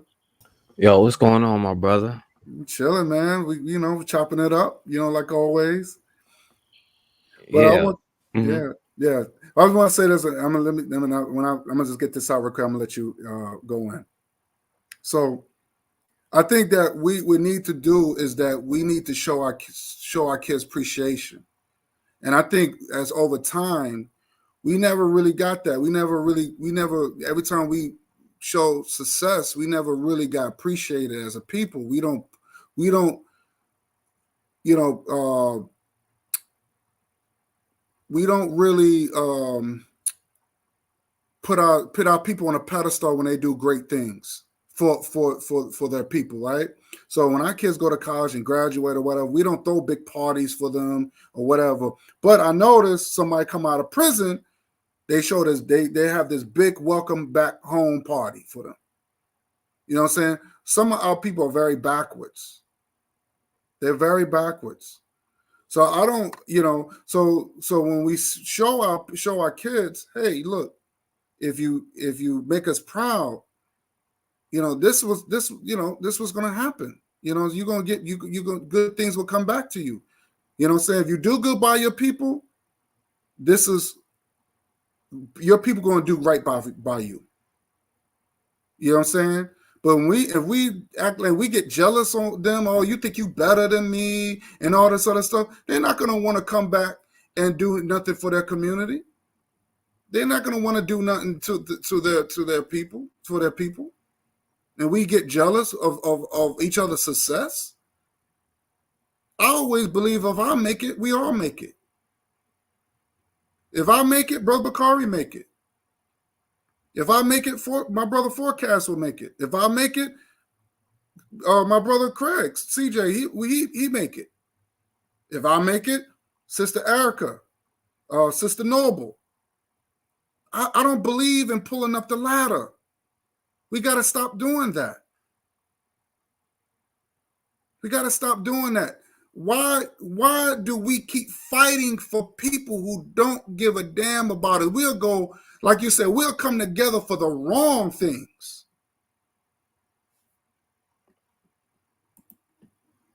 Hey, what's up, Cool Cutter? What's good? What's good, homie? I ain't seen you in a minute. So we come together, like Brother Bakari said it best. We come together for the wrong things. We don't come together for the right things. And we don't come together to make our race better. We'll make other races better. Like that guy, what's his name? Byron Allen. You know who Byron Allen is? This guy's worth $1 billion. He's worth $1 billion. But he got a white wife. So if something happens to him, all that wealth is going to go to her. And guess what she's going to do? She's going to remarry, and she's going to marry a white man. I mean, but we complain about racism. Oh, this president, and watch, Biden is going to serve his time. Those same black people is going to say, hey, you know what? Damn, I voted this guy in office and he didn't do nothing for black people. That's what's going to happen. It's that same old song over and over again. Go ahead, Forecast. Yeah, my brother, I appreciate you letting me on, and what's going on, my brother Bakari, and everybody in the chat. And like I came on late to the conversation, and so I ain't hear everything, but I heard Bakari talking about the athletes, and that reminded me of the guy from the Bulls from like the 90s, Abdul Sharif Rahim, and how he went to the White House. Now, he was talking about poor issues. He wasn't necessarily talking about black, but he, of course, was talking about black included. But within a year or two, he was blackballed from the league. Now, he just won the 3-point shootout. He won the championship, all of that, a key player. But as soon as he spoke out, he was pushed out of the league. And, as a community, now we can pick and choose who we want to back up or whatever. But if somebody is going to go out there and put themselves on a limb to speak for us, then the least that we could do is to support them and to make sure they stay relevant and all of this stuff. That, not saying that it won't happen anyway, but that will lessen your chances of having people like LeBron James, who has enough money set for life for generations, maybe, you know, and he still has to apologize for talking up for, you know, a young black girl that was shot by the police. But as a community, we tend to let these people, you know, fall off, and then they are afraid that they can't support or provide for their families unless they bow down to a certain extent. And then, you know, I see you talking about, you know, good old Joe. And yesterday I did a show called Let's Go Brandon, which is basically just like you know, white Republicans trolling Joe Biden and all his stuff that he's doing. But yo, for us as a black community, we are negatively affected by every president. And people can say presidents don't matter, and all that kind of stuff. But Joe Biden is actually affecting us, because I don't know if you know, like pretty soon your job, unless you bow down and get, you know, the jab or whatever, then they're going to either make you test every week, twice a week, however much they want to, or you're going to lose your job. They're putting you in a position to where, you know, you have no other choice. And then you're going to lose your job. And now you see all of these illegal immigrants, like you posted up here, that is getting all of this money to come across here. But we see what happened to black people at the border. But the Mexican immigrants who illegally come into the country are getting a form of reparations. And people try to justify it by saying, oh, it's just you know, it's just settle a court case. Well, you know, reparations itself is a court case, but it's about who they're allowing into the country, the workers who will work for less money and all of this stuff. And it's not even like new, because like with the NBA, right? We see how all of these players got to bow down and stuff like that. But like we looked at Ice Cube thing and we didn't support him enough. But then when he made a black agenda to give to the president, people were saying he was quote unquote cooning out for giving it to Donald Trump, when really one of us was pushing an old white man. None of us is pushing that. But the people pushing Joe Biden was pushing an old racist white man. You know what I'm saying? And we don't even realize that, you know, when Ice Cube did his thing, now Joe Biden is not even going to talk to Black Lives Matter. But when Joe Biden did that, you know, he said, I'll talk to you after the election. And black people sat up there and made excuses. And now he sat up there and told you, I'm not going to do, Kamala Harris said, I'm not going to do something specifically for black people. They didn't say that about anybody else, because they knew you was going to still be out there pushing their agenda, even though their agenda may go against you, but you are strictly about Democrats and Republicans. But, you know, I'll rest the mic. But yeah, you know, when you said that about Craig Hodges, they say it's because Craig Hodges said something about Michael Jordan, but we didn't support Yeah. him. And this back to my old what I say all the time: it ain't no money in working for black people. We wonder why some black people sell out. Look and see who black people give their money to. The black people on the front line actually working for you and doing all that. There's not really truly any money in working for black people, because black people want you to do something for them for free, unless you can make some kidney water, like I don't like to call people names, and sell some fake kidney water, or you can sell some moon water, where you got a rock from the moon, and you put it in a gallon of your tap water, and you set it out in the moonlight overnight and make it taste good. Then with somebody like me from the country, I was thirsty out there at that event because it was hot. I say, this is well water. And now you get mad. You scamming people, but we'll give that person money. We'll give to them. But we ain't trying to give to the people that's actually on the front line making a difference for you. We did not support Mahmoud Abdul Rauf when he went against the NBA's racist policy and what they did, and the way he was protesting against the police. Black people just soon forgot about him. He don't matter. We didn't support Craig Hodges. We didn't support Mahmoud Abdul Rauf. Now watch out, everybody who constantly used the N-word is about to jump on the bandwagon against the Phoenix Suns owner and say he shouldn't be able to use the N-word, but you use it in front of him all the time. All the time you use it in front of them. But now you're upset because one of them used it and said, if you can use it, why can't I? And it's not the fact that I'm caping for anyone or taking side. But what I'm saying is we have to look at our mentality. Look at what we follow. Look at who we put on a pedestal. And look who we choose to say is a hero. The media choose our heroes. The media choose the people we follow. The media tell you what's good for you and what's not good for you. That's why when everybody was following Colin Kaepernick, people say, why aren't you? I was just trying to figure out what has Colin Kaepernick done. He took a knee. They put the camera on him. That was by design. I say Marshawn Lynch ain't never stood for the national anthem. He sat on the bench all the time. They never put the camera on him. The media tell you that your leader should be the mulatto, Colin Kaepernick, and somebody who's obviously working for him, because after he got his money, when was the last time y'all heard something from him? I'll wait. Mulatto, light skin, black, or somebody they have paid to put out front. If they didn't put him out front, they're going to be against it. They didn't put Mahmoud Abdul Rauf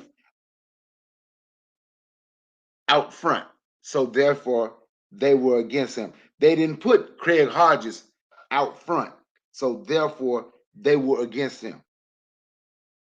But if they put you out front, they're not going to be against you. I'll yield the mic. Well, you know, anytime when you're too dark or you're like, I would say a black person, dark-skinned black person, you know, that's power. And they want to get somebody less threatening. You know, Colin Captain, whatever his last name, get messed up. He's less threatening. He's less threatening.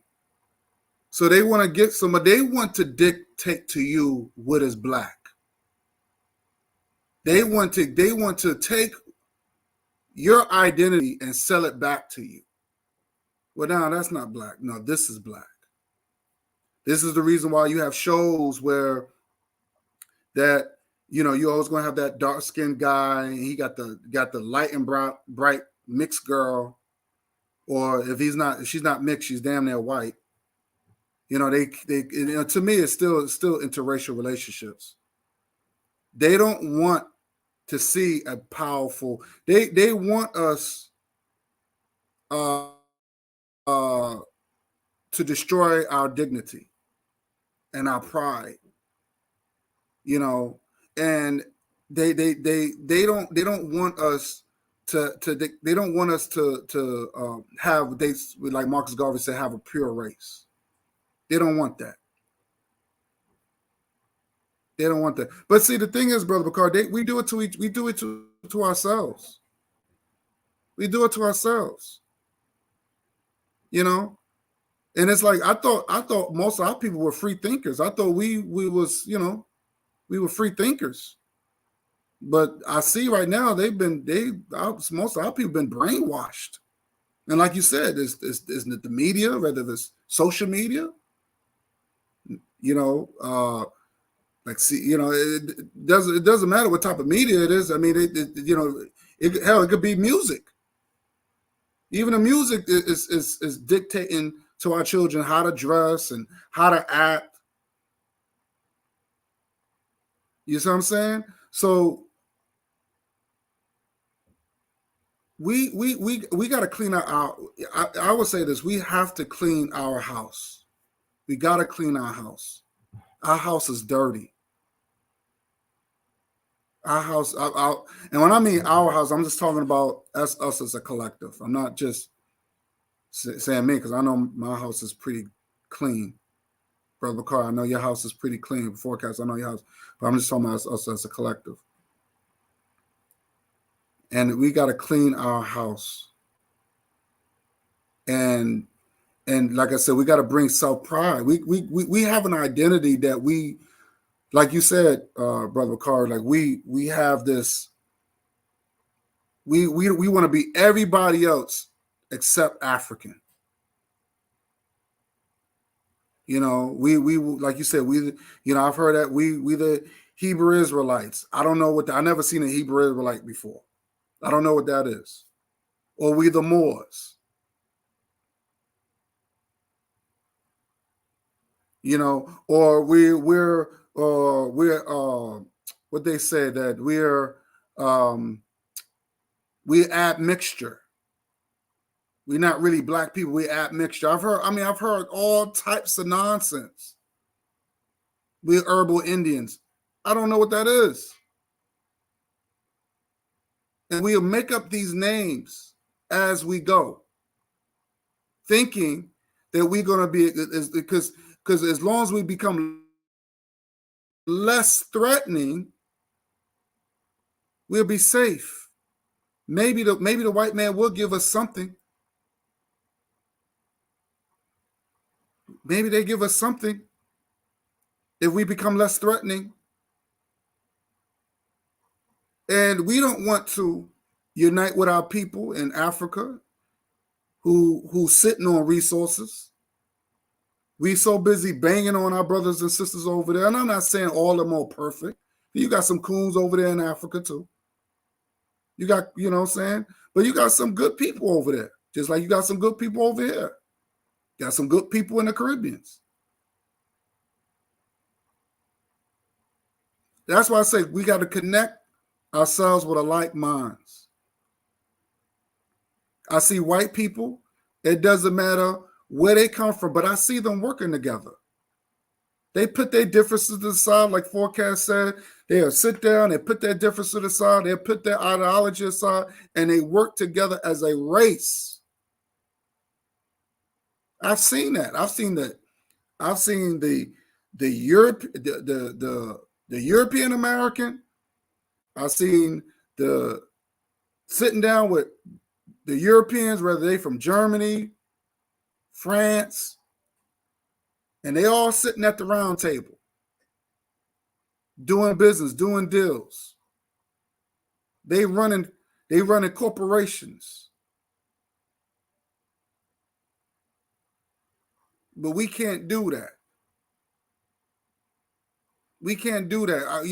Our ego and our pride is always in the way.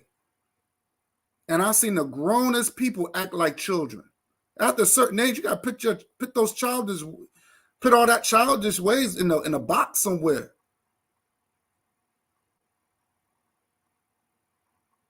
You know, everything got to be an argument, or like you said, I'm going to expose this person and all this other. It's just, you know, after a while, man, it's just like, how's that growth? Or if I don't like how you critique my or what I'm saying on YouTube. So I'm gonna come to your city and do X, Y, and Z to you. How's that growth? But these people claim they're conscious. And like you said, we don't support people that really need supporting. We got good ideas, we want it, but we just don't have the resources. But the Tariq Nasheeds, he got the resources. But you can't ask him. He'll give you he got a white in-law he got to take care of.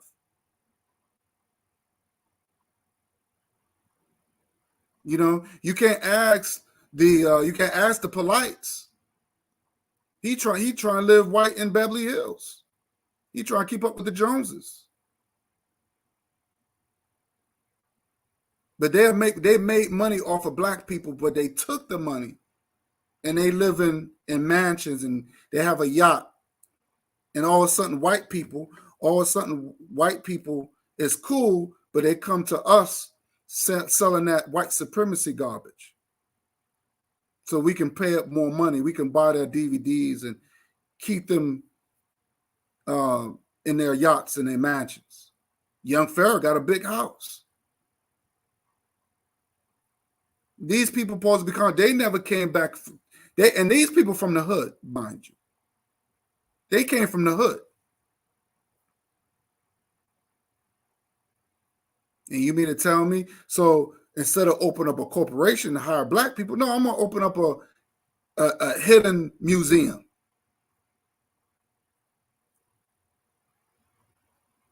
See, people like Farrakhan, he's sitting on money. He's sitting on all this money. Chicago still look like a mess. Chicago still look like a mess. But he's living in a mansion. So something is wrong here. Something is wrong. Most of these athletes, they marry white. They marry the money out their race. Something is wrong. But then when something happens, these are the same people that complain. Or either they complain or you just don't hear about them. Or that's not my problem. I'm cool with white folks. That's your problem. Like O.J. Simpson said, I'm not black, I'm O.J. But he's sleeping white.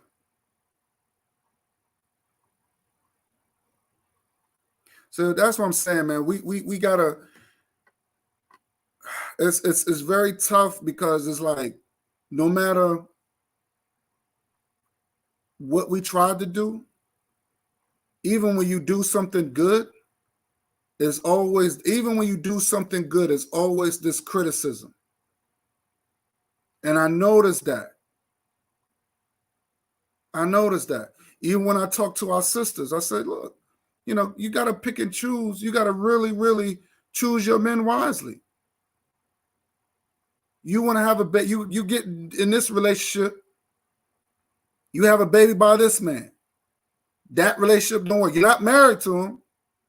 And then you get into another relationship, you have a baby by this man, but you're not married to him. So you've been with 5 different men, and then you got 5 different children, all have brothers and sisters. Is that fucking normal? Is that nation building?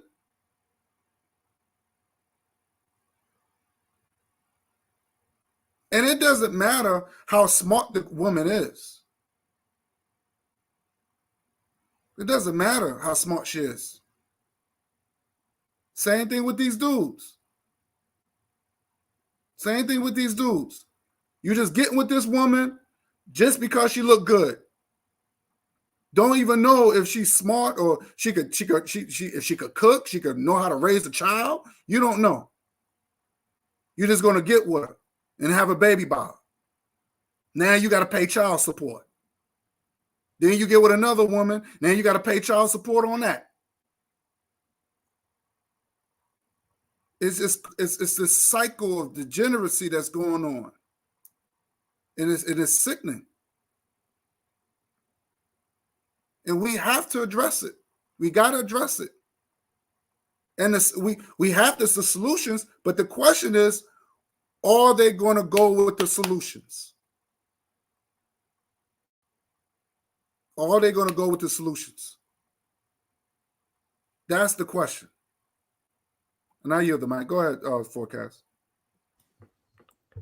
Yeah, y'all saying a lot of good stuff, and like what y'all talking about made me kind of think about like Obama. You know what I'm saying? Like the question is Obama a black person or not? Because to me, you have to have 2 black parents to be considered a black person. To me, you know what I'm saying? Mulatto is this and that, and I understand that's why we have to have rules and boundaries and stuff that we establish right now to define for ourselves what is black. Are we going to include mixed race children in that, or are we not? Because Obama, even though Joe Biden said this was the first clean Negro that I've ever seen in my life, and Obama would not say that he was a black person. When you asked him about reparations during the election, he talked about schools in South Carolina for everybody. Of course, there's people of color stuff, which includes white people, you know. And now, after the fact, 5 years later, after Donald Trump and Joe Biden's in office now, but he's saying, well, I do acknowledge the situation that black people are in America. And I do think that black people deserve, and he was specific that black people deserve reparations in America. But he had to wait till 5 years out of office because he didn't want to upset the white people who was his voters. And you talked about resources, because we do have the resources. Now, are we gonna get everybody on code, on lined up and on the same boat? Of course not. And I'm not saying that because it only applies to the people who is down, you know. And Ross said he is not black, and that also comes with the mentality, a certain mentality.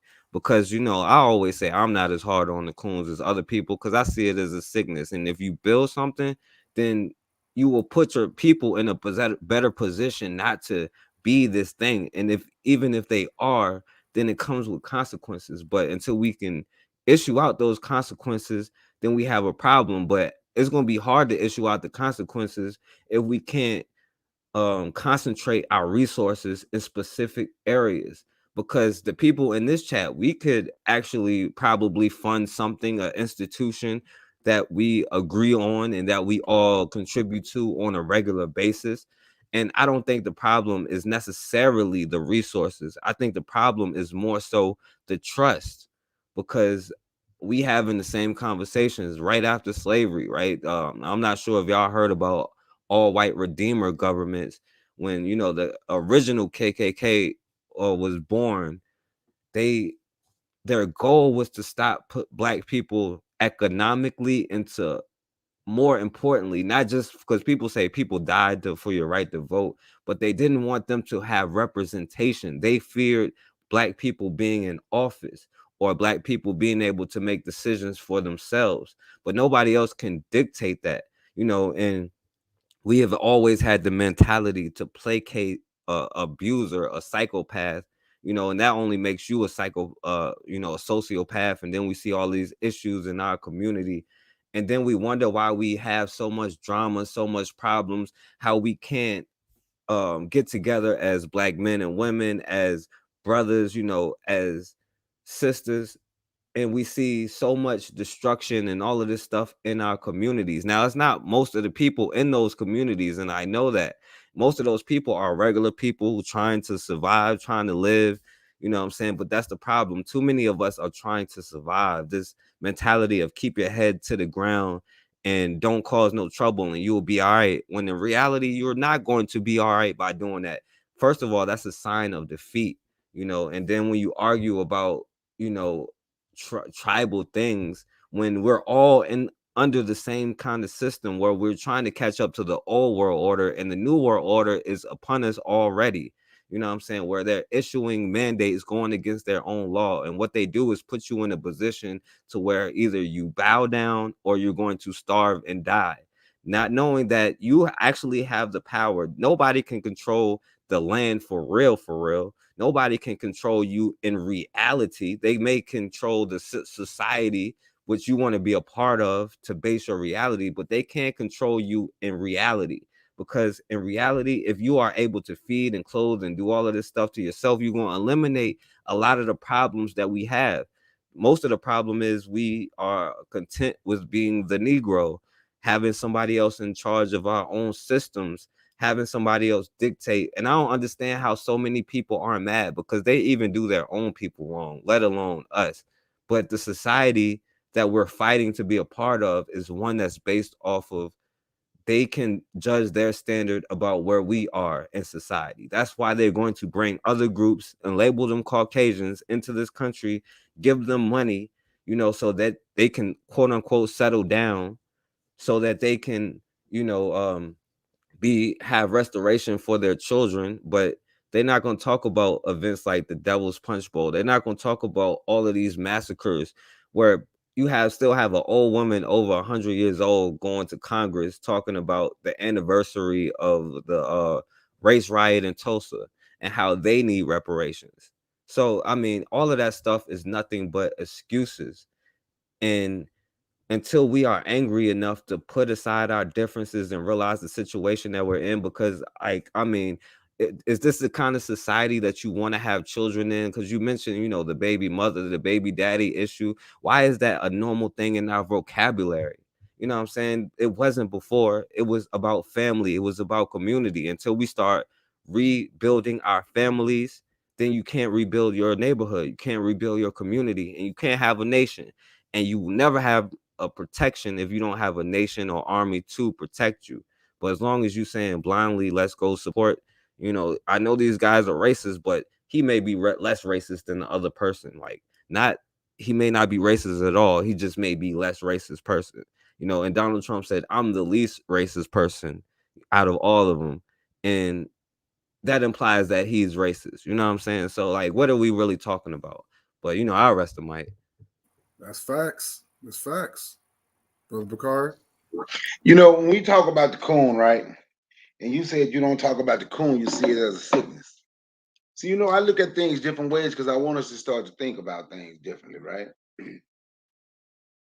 And it might not work for other people, but the way I think, it absolutely works for me. So who's actually the coon anyway?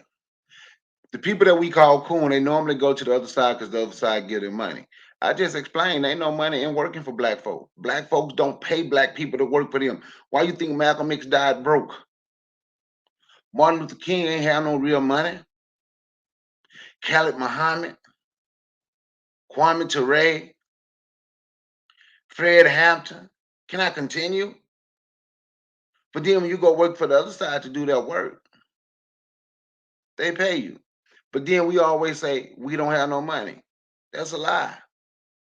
That's an absolute lie. If we didn't have no money, every other race, every other ethnic group of people wouldn't be in our community, be getting rich. They get rich off us. But then we say we don't have no money. So we should want to do something free. See, I'm going to give you an example. Dr. Umar, right? Dr. Umar used to do those. I don't know if he's still doing or not, right? But he every Tuesday morning he did like a parent. He did a teleconference with parents, and I've seen parents. I even met a couple, and I've heard parents talking about how Dr. Umar helped keep their child out of what they learned out of special ed and the things that he taught. It worked, and so on and so forth. That was free. Yeah, but when he want money, now everybody talking about he's scamming. He's scamming, he's scamming, he's scamming, he's scamming, he's scamming. They want you to continue to work for free. Black people literally want somebody to give them something. Right? I'm to a point in my life where we have to be harder on one another and talk about what we don't. Because what we don't do. Because we can do anything. But we have to start talking about it. When you mention what we can do here in this chat, something that we agree on. We have to accept that responsibility and start doing it. Not filling out paperwork to make it a 501c3, because once it become a 501c3, yeah, you get money, but now the government involved. If the government involved in certain things you can't do. You can't say this just for black folks no more. The government ain't gonna let you do that because they're in control and you're taking their money. They ain't gonna let you do that while you take their money. But if you're doing it and we're doing it out of our pocket, that will be different. In not making it, not trying to get money from them for everything. As we look right now, the owners are on us. It ain't on nobody else. It's on us. And the thing about it, man, it's quite a conundrum when I look at our people, because our people know this, but they refuse to step to the plate and do anything but party and bullshit. Like Biggie Small, party and bullshit and party and bullshit. That's what we want to do. I'm gonna say it again, and I'm going to continue to say it until we look in the mirror, until we do the things that we're supposed to do. Expect your children at my age, I'll be 50 in January. Expect your children at 50 to have the conversation we're having right now. Expect your grandchildren at the age of 50 to have the conversation that we are having right now. If we don't just at this moment stop, because see, when Forecast said we know everybody gonna get on board, but then he said it's for it's for the ones that want to be a part. So everybody is gonna get on board. Everybody gonna be on board because everybody that want to be there is gonna be there. And the only reason I'm saying that, because I say the same thing sometimes, well, I know it ain't gonna be for everybody. Then I heard Forecast say it ain't gonna be for everybody. Because I said too, we know everybody ain't gonna come. But all we need is the everybody that want to be there. We don't need all 48 million. Man, let's say we got 5% of that 48 million American born Africans with us. 3% of it. What is 3% of 48 million? Just imagine, look at what we could do with 3% of 48 million. You understand?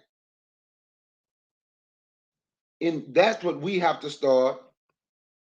That's what we have to work toward. That's what we have to do if we want things to be better.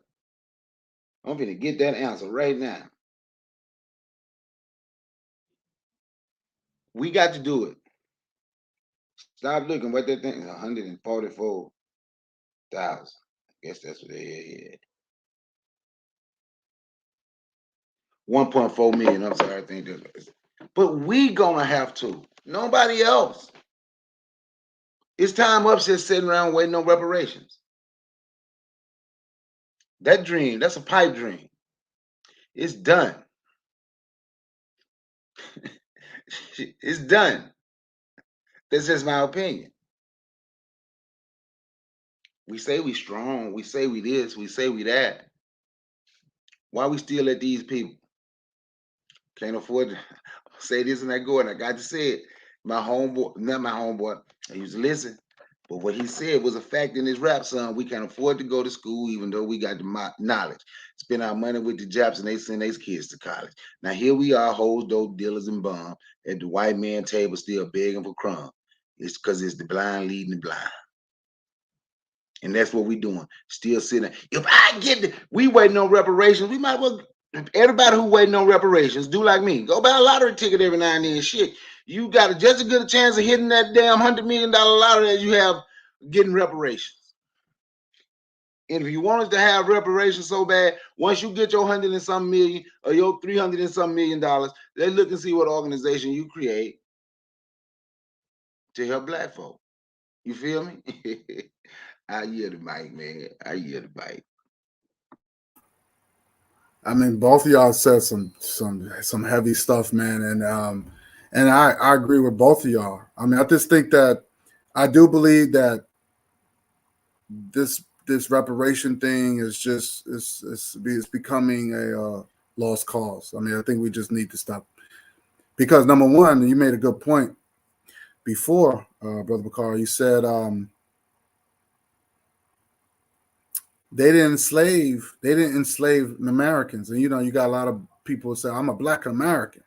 I'm a black American. Well, Americans didn't enslave Americans. They enslaved Africans. And now you got a lot of black people, they don't want to be called African. So, you know, then you don't have an identity. Your identity is you're assimilating yourself with other people. And now, then when it comes down to reparations anyway, they don't even know who to give it to, because you're not African or you're not a descendant of the enslaved Africans. So why we should give you reparations? So I see why they probably won't. They probably can't give it because a lot of black people don't want to be African. They rather be Israelites or some other fictional character out there. And that's the problem. All this self-hate. Banging on Africa. Oh, you Pan-African. They don't even know what the word Pan-African is. And that's all you see on YouTube. All you see. All this banging on one another. So I said, okay, you don't want to be called. Let's come together as a race, like white people have done when they did not want us in their schools. They came together as a race. The Italians, the Polish, the Russians, they came together as the white race. So let's come together as a race. Doesn't matter where you from. You black, where are you from? Africa, from the Caribbeans, or whatever? Like, you're a black man, black woman. Let's come together as a race. Hell, they don't even want to do that. Oh no, you're different. You should be over there. You fight your own battles. It's insane.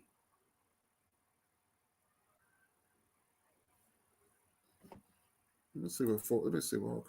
You don't need to be an African in order to get reparations. It's not just about pre-Civil War days. It is after as well.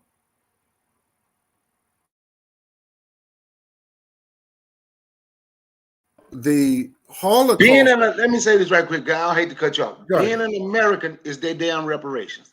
That's their reparations. Because after the Civil War days, after whatever, in the 20s, when you weren't even allowed to wave that damn red, white, and blue flag, when they made a song, everybody got a flag except a coon. I guess they would. They got their reparations. They're American. They get to be around there. You don't have to be an African. What the hell are you?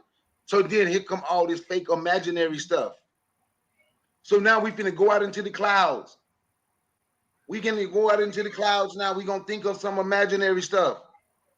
But like you said, God, come together as a race. They don't want to. They don't have the mentality to think racial. Mm-hmm. They don't. You say we have to become a selfish race.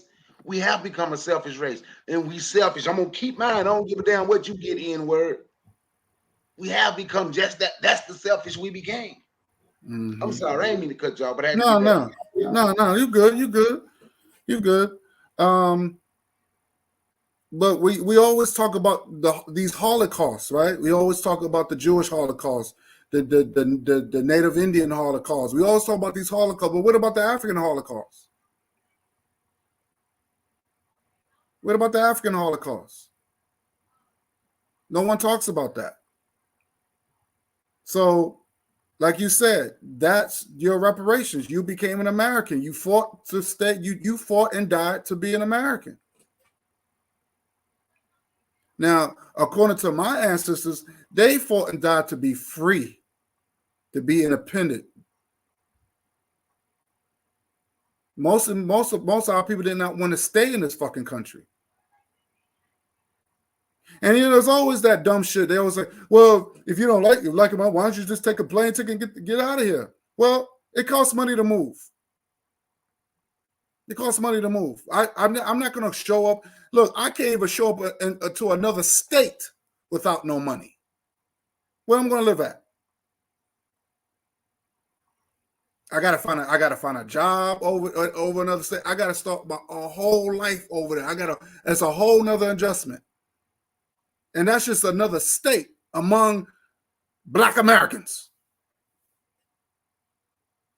So going to a country, I'm gonna need money.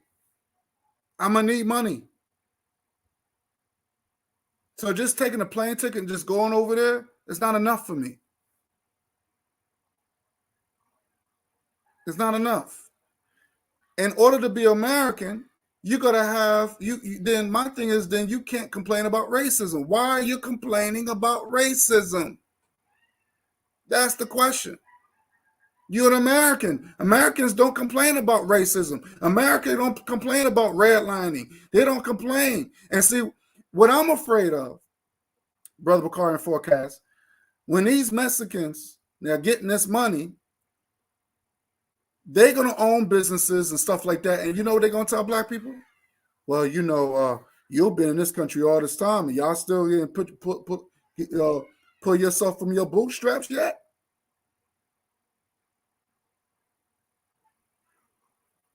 Every group of people that came over here, they got money from this country. Hey, what's up, Keith Winston? How you doing? How you doing, man? Shout out to you. Definitely. Hey, guy, when you say that, don't leave out every group that got money. They gave it to the Chinese. Them people were born here, but guess what? They still were Chinese. They gave it to the Japanese, but guess what? They still were. They were still Japanese. That's right. Everybody who got didn't come to. We're gonna try to be under y'all. We want to be under y'all. They got and they built and they remained to themselves. That's right. And they kept who they were. One group of people who want reparations gave up who they are. Ain't got reparations. Yeah, I asked. He say you don't have to be an African to get it. So he know what you don't have to be. So I asked the question, what do you have to be to get it then? Because if you don't know, if you know what you don't have to be, you should know what you have to be.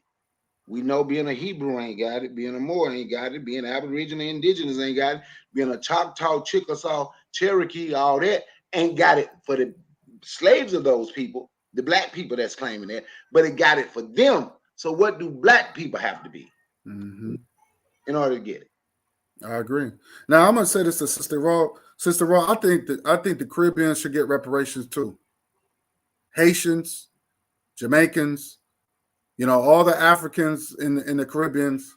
Because I'm gonna be honest with Jamaica is no different over here. All these places that we was put here are plantations. That's all it is. This is a fake habitat. Jamaica is a fake habitat for black people. It's a fake habitat. It's not your land. It's not your country. You was placed there. They separated black African people, separate families, and just put them. Oh, we're gonna send these people over there. We're gonna send over there. That's what they did. And then, like they said, they divide and conquer. They had us turn against each other. Oh, those the Caribbeans. They'll come to you. The white man come to you. Oh, you know what? Y'all work very hard. Y'all more better than them black people, them blacks in America. That's what they say. That's what they say. But see, black people are now getting smart. Forecast and Bakari, black people are now getting smart. Now you have more of black people getting together now. Rather, you have more black people from the Caribbeans and uniting with black people here in the States. So you have more of people are now putting sharing cultures and more coming together like as a race, and not instead of saying, well, I'm only going to stick with Jamaicans or I'm only going to stick with Black Americans. You got more of now coming together now. I'm starting to see that now, which is a good thing. You know what I'm saying? So, so that's why I'm starting to see a little bit now. I'm starting to see that because those old heads, they used to think like that. Oh well, because I had a conflict with one of those the guys from the Caribbeans, and he was like, oh yeah, we wasn't corrupted until we got here. I'm like, what? I mean, that's very ignorant. But see, people my age say, no, we don't think like that no more. We coming together now. We uniting now. We not into that no more. So now I'm starting to see that now, which is a good thing. Also, too, I want to say this, and I'm gonna say what I said. Then I'll give y'all say your last closing statements and stuff. But what I was gonna say is I had I talked to my dentist. He's a brother, and he calls me the revolutionary. He said, you the revolutionary, right? So I was like, because I'm always like, I'm about African pride or whatever. So he's like, well, so he talked about Biden. I said, well, what about what Biden has said? If you ain't black, if you don't vote for him, you ain't black. Oh, well, he made a mistake. I said, well, how are you gonna give this white man a pass? But not when he said a lot of stupid stuff. You don't say he makes mistakes. Well, I said, but Biden didn't make no. You gonna say that's a mistake? He meant what he said. And see, they make excuses for these people that they like. They make excuses for these people. And then it's always the same nonsense. Well, it takes time. Change takes time. I said, how much time? We got 400 years. How much time we need for change? It's not going to happen. So a lot of our people are delusional. They're very delusional. And like I said, I know, and that's a form of escapism. Because it's real out there in the battlefield. I get it. You know, and we got to face reality. I'm a realist. I'm have to face reality. After a while, you get tired. I said, man, don't you get tired? I had to tell my dude, don't you get tired? You up and you older than me. Don't you get tired? You ain't tired yet. Yeah, I am. Yeah, he said, yeah, I'm tired. Yeah, I'm tired. But you keep falling the same rabbit hole. You keep voting for these same monsters in there, and you're still complaining. No results. It's like putting money into into a jar with a that has no bottom. You're just wasting your time. You're wasting your money. And like you said, like Forecast said, they're gonna get these people in. They're gonna label them white, and they'll be part. And their job is to increase white power. That's what they're gonna do. It's facts. They've been doing this. So I'm going to have y'all give y'all closing statements, and just like I said, take all the time y'all need. Hey, Forecast, I'm gonna go real quick. You can go last. You can close last. Hey, guy, thanks for having me on your panel. Forecast, great being here with both of y'all. Yeah, you too, Bakari. And the chat. Watch this. Let me see if y'all can answer this question. What people enslaved the Jamaicans, so-called Jamaicans? What people enslaved, because they didn't enslave Jamaicans. What people enslaved Africans in Jamaica? What part of Europe were they from? The British. Oh, okay. What, excuse me, what group of Europeans enslaved Africans here in the United States? It was three, it was so-called United States now. Wasn't it British one of them? Yeah, they was one of them. Yep. Okay. British. Okay, now watch this. The Spanish enslaved Africans in South America, right? Spanish enslaved Africans in Florida, right? The French enslaved Africans in Haiti. They enslaved Africans in New Orleans. Do y'all get where I'm going with this? If black people ever truly want reparations, but they so scared to fight anybody other than themselves, so they gonna say they hate white people so much. That's the white man's signs. Well, a white man made your black ass a black American, but you're proud to say you're that. We are black Americans. I'm a black Caribbean. Oh, I'm a black this, and I'm from here. You are whatever white people made you. We everything else by force, but we African by blood. But we don't want to share those blood ties. But if you ever want reparations, African people around the world gonna understand that we got to stick together because all of us is old reparations. What's the language that's they speak in Ghana? What's their national language? English. I wonder what people took people from Ghana, brought them here and colonized them. Nigeria, Kenya. You can go on and on and on. Look at Burkina Faso, French. You think that has a connection to what they call Haiti and New Orleans in the United States now? Huh? You got Spanish people that was colonized by the Spanish. Do you think they have a connection with South America? You understand what I'm saying?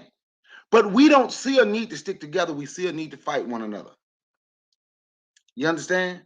We see a need to, because we scared of the people that enslaved you. You scared of everybody else. Absolutely scared of them. That's why I keep telling you, reparations is a pipe dream. And all these people sitting around waiting on it, they're going to be 119 years old. Still, well, baby, we going to get reparations one day. It ain't ever coming because you're too stupid to stick with your own people. You're too stupid to stick with blood ties. You're too stupid to stick with your race. They don't even want African blood people in this country no more. They want your stupidity. They don't need you in this country no more. They need your stupidity. And every time you do a YouTube show, every time you can turn on Black YouTube, we tend to see our stupidity coming out. Look at that, they so stupid. Don't care what we do to them. They don't like each other. They ain't gonna stick together. They'll kill one another before they ever fight us back. Look at that. We can talk about them like a dog. We can show them. We can show them. Well, Louis Vuitton had something to do. Well, that family had something to do with the ships and slavery and all. But they still gonna go. Look, man, I got Louis Vuitton on. You understand? They say, what did Forrest Gump say? Stupid is and stupid does. That's what his mama always told him, right? Yep. Stupid is and stupid does. We show our stupidity every time we can. Look, I'm going to show you something. Some men hardcore agree on. Turn to Tariq Nasheed. You see our stupidity. But when it come to him hating black folk from other places, people ain't going to say that's stupid. Well, if their country's so great, why they coming here to ours? You ain't got no country. You ain't got no country. Show me what black people country at over here. Show me where they country at. Facts. When it's your country, you make show me a damn law. We accept what somebody made you, and we proud of what somebody made us. They bred us, everything we went through, and now we are proud of that. This is what I am. They made me a strong black American. They made me this. I ain't shooting nobody down. That's first of all, I've said 100 times. They can go out there and they can argue about reparations and they can do all that because I really want y'all to continue to do that because I want y'all to get attention. So while the people that's building and have businesses and we are helping other people get jobs and we are doing that, we don't want the attention from them. So y'all can get all the attention. I'm glad the people that want to fight for reparations, they can continue to fight for reparations. But if they're going to continue to fight for reparations, they say, he just said, I'm shooting them down. No, I'm not. I just sat there and explained if you want reparations, the same group of people enslaved all these different African people. But instead of those African blood people coming together and fighting that one group of people, they turning around fighting each other because you scared the British might give the people that's called in Jamaica might give them more than they give you. But instead of coming together and say the same people enslaved us, we family. They took people from Jamaica and brought here. They took people from Trinidad and brought here. That's they right. did all that. That's right. All of that. But instead of us coming together and fight, I ain't shooting nothing down. You shooting it down because you scared to stand with the people that look like you and rock with you because you scared. Massa might get him more boss man might, gun line boss. You scared boss man might give them more crumbs than they give you. But instead of fighting them together and trying to take the cake, we'll settle for crumbs. I can see them now. Boss man, you was talking about that crumb line, boss man. What'd you say? Crumb, reparation line, boss man. That crumb line, they think they crumb line, boss man. Crumb line, boss man. But the only way you're gonna do it is if we come together. I sat there and named about 5 different countries where the same people from the same part of the world enslaved African people all around and colonized and enslaved, and we want to argue about who had it worse. Mm-hmm. Well, they didn't go through chattel slavery. Well, goddamn, they didn't have to go through chattel slavery in Ghana. They went over there and took their women, their children, their men, they raped, they did all that and brought you here. Yep. So what make you think they wasn't going through nothing?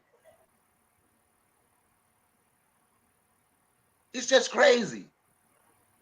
My grandson lineage is from a place that they call Haiti. My wife had lineage from a place they call Trinidad. Also had a little bit of Afro Venezuela. But they gonna tell me that I should be against what they call a Caribbean. So that means I'm against my grandson. I'm against my children. Mm-hmm. I wouldn't have had my wife. I wouldn't have had. You understand what I'm saying? Right. Now you right. see how stupid this is. Mm-hmm. But we supposed to be together. They did it to all of us globally. That's right. That's right. All of us globally. So that's what I fight against. I'm not fighting against the person who say they want reparations. I'm fighting against a person who ain't smart enough to see, or who don't want to see, or who too afraid to see that the only way you'll ever get anything done is once you realize the same group of people did it there. They did it to them, did it to us. That's why we all speaking the same damn language. That's why. Mm-hmm. I'll yield the mic. Thank y'all for letting me on. If y'all had never heard of Brother Bakari, y'all have now. If you like what I say, go to my channel, smash the subscribe button and the notification bell.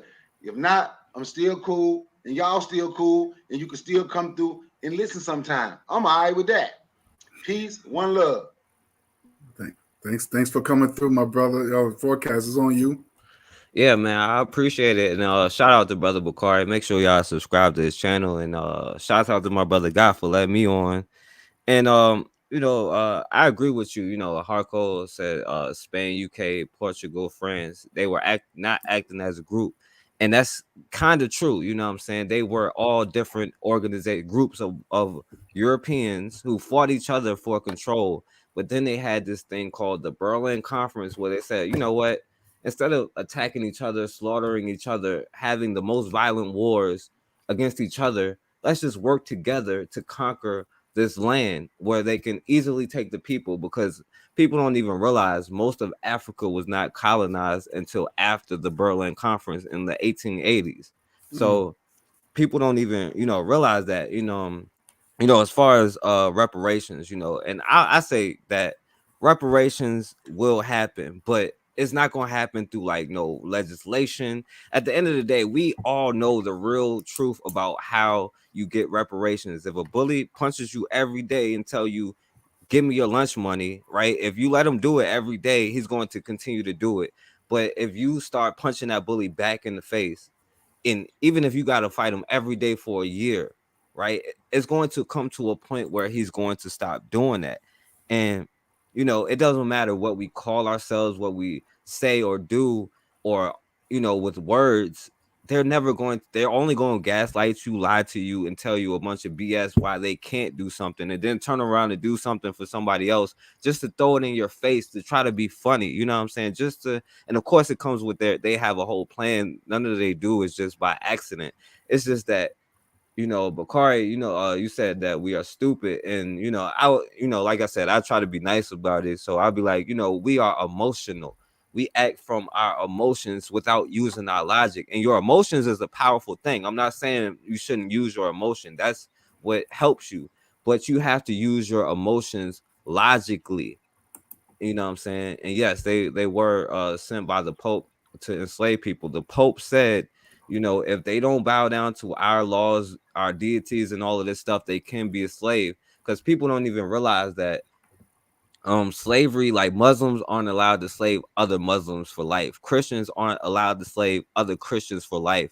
But here in America, black people, they broke their own rules. That's why you saw a lot of black people trying to identify as a Christian to avoid slavery. They tried to identify as all of these other things to avoid slavery. But at the end of the day, the only way to avoid something is by standing up and nipping it in the bud by any means necessary. And we know what those means that's necessary is, because a psychopath only respects a certain thing. That's You know what I'm right. saying? That's right. And I want to say, because I keep saying it over and over, but that's because I wanted to kind of stick in people's heads that reparations isn't only about getting a check. You know what I'm saying? It's about, I mean, why aren't we mad that we are paying taxes? I mean, America was born because you said they were the British, you know what I'm saying, but they left the British because they didn't want to pay taxes that they owed. British funded them to slaughter a bunch of people that were already here so that they can maintain the land. And when it came time to pay, you know, American white people didn't want to pay, so they were ready to go to war so they wouldn't have to pay taxes. But we have our people being slaughtered in churches, in their own house, in the street, everywhere we go, and we aren't willing to stand up. So, you know, we have to start also thinking about reparations as something more than just a check. It should be like us not paying tax money to maintain our destruction, and other things like Bakari mentioned, healthcare and a bunch of other stuff that he said, you know, that's a part of it, you know. And it's just like we do need to start calling out our own, you know what I'm saying? And I think that we all do that, you know, even though I'm not as hard on them, like I said, but I only talk to black people, you know what I'm saying? And it's dumb because how are you ever going to get anything done if a Democratic president or a Democrat anything says, I'm not going to do something specifically for black people, and that's the only person they're not going to do something specifically for, and you're still saying, well, you know, we just have to go in there and put our votes in anyway. You know what I'm saying? Now, back in the 1800s, black people tried to be a part of the Democratic Party, and there was countless race wars just to stop them. A brother got killed because a mob wanted him to celebrate the Democratic nominees for president or whatever, like you know, but he refused to celebrate it, so they beat and lynched him. You know what I'm saying? Now this is the party that now we're saying, well, just go blindly vote for, and all of this stuff. And you know, as far as coon, because Bakari asked, you know, like, what is the coon? You know, like, I'm sure we can all agree that somebody like Sheriff David Clark would be considered a coon. And then you could probably say, or most people would agree that somebody like Stephen A. Smith will become a coon. But then it also becomes a slippery slope, because then you have people like, you know, I like, not to throw my mom under the bus because I love her, but I always tell her, you know, you think the white man's ice is colder. You know what I'm saying? Are people like that considered coons? You know what I'm saying? But I see that as more of a sickness. And you know, that's why I say that. But then, you know, that brings you to people like Tariq and what he's doing, you know what I'm saying? And the thing I say about him specifically is, like, you know, like, you got to stop with that. Black men specifically, especially black men, black people in general, but especially black men, should never say the word white daddy ever again. Like, that just sounds like submission, and we got to stop doing that kind of stuff. And all that whole, like, that gay stuff, like trying to normalize it and show all of that gay stuff, like, we got to chill with that.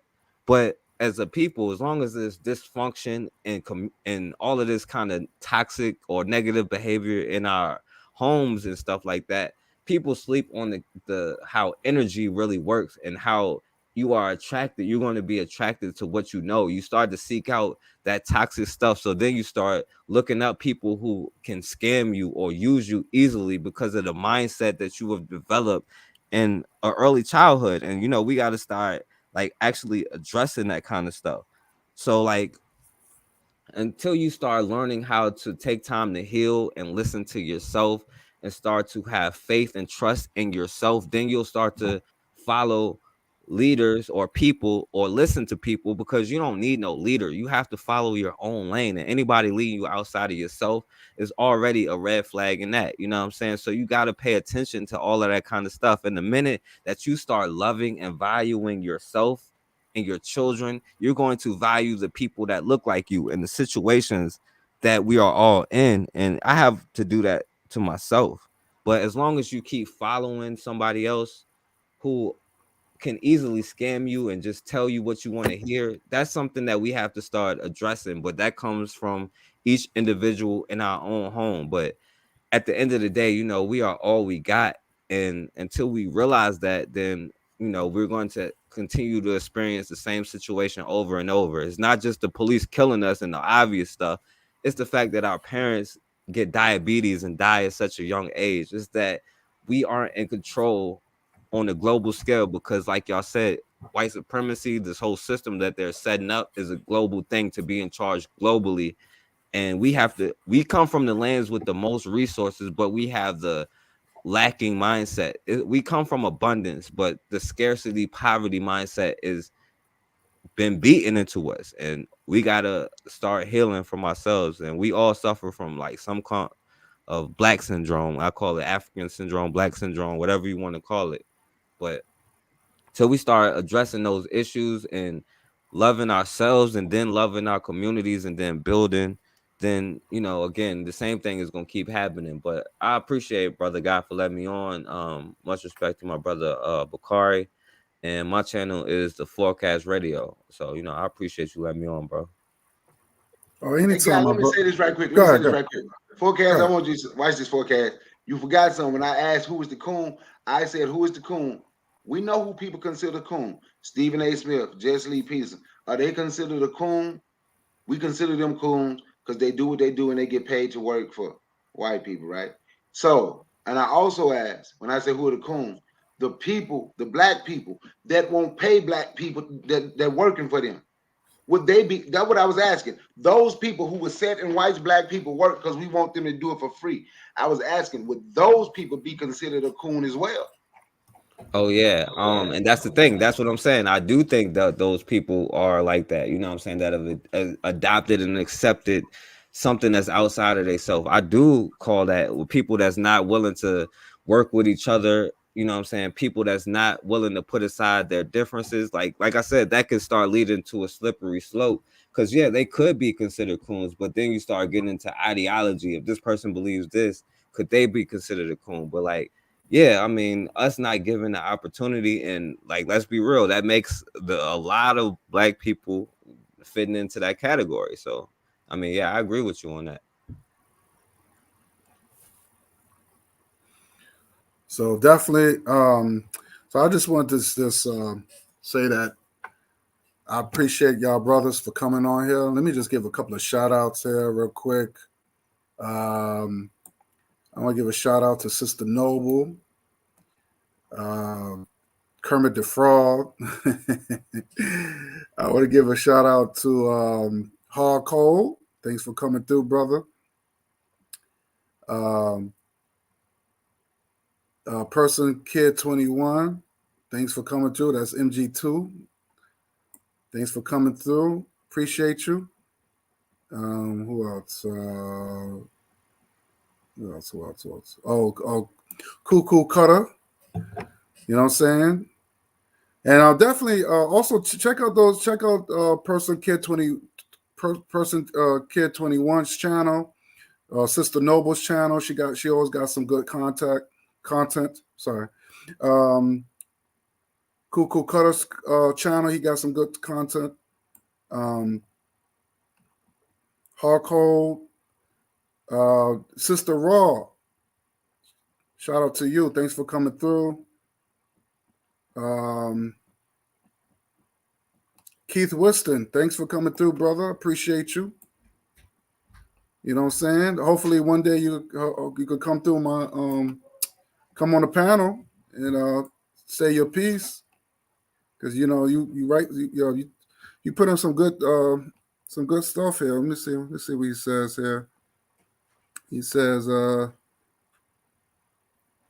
it's definitely good he said it's definitely good we are starting to see the truth coming together. Now we finally see that we have a common enemy that wants to see all of us deprived. Biden is a jackass. Facts. Let me see. Both parties are terrible. Democrats and Republicans are terrible. I will not vote for anybody who doesn't have a black agenda. I agree. Let's see what else. Yeah, so I just wanted to say thanks for coming through. And like I said, we just have to be mindful of what's out here. We got to be mindful of what's out here. And like I said, we can't allow these politicians to play games with our lives. Like I said, at some point, we just gotta just not.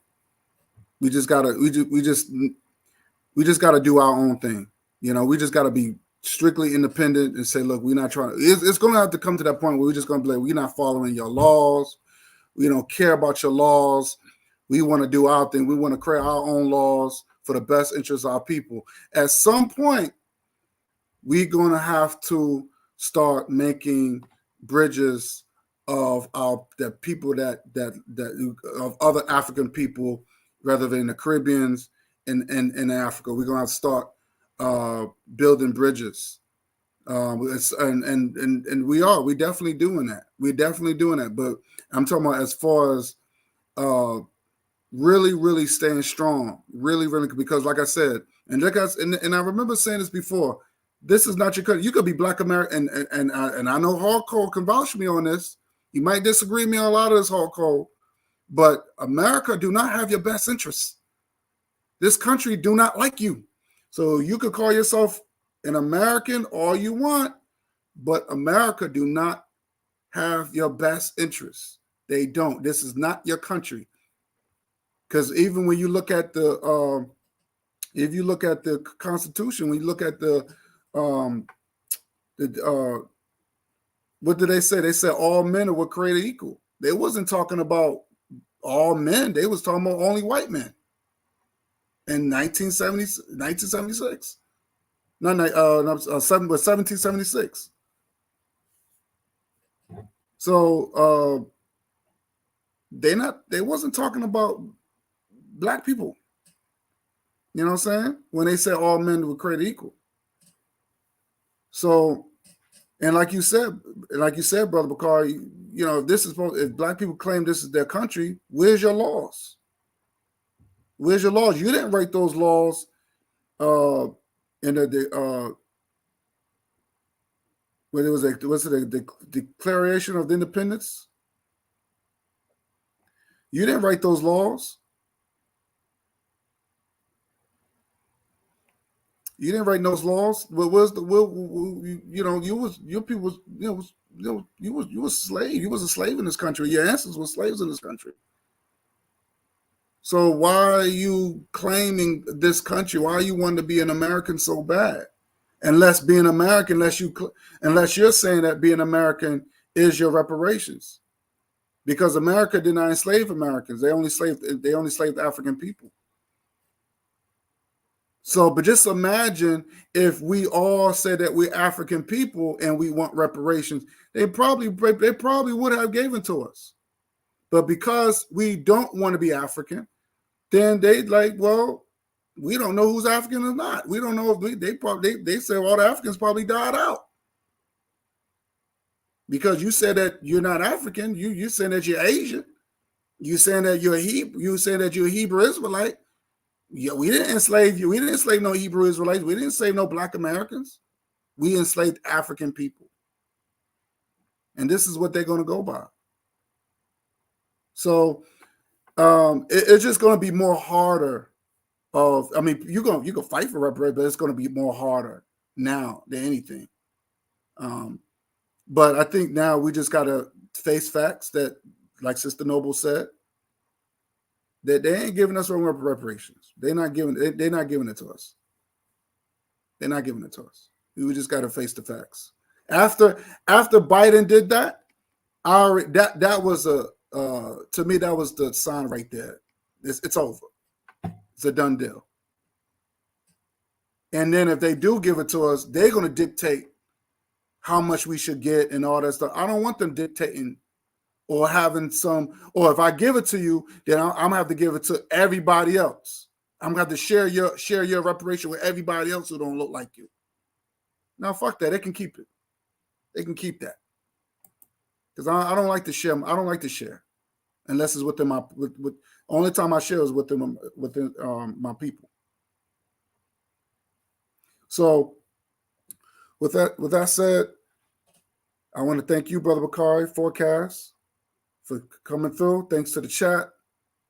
And till next time, I don't know if y'all brothers are doing a live tonight. Let me know. So again, thank you. Until next time, we out. Peace, one love. One love, black love all day.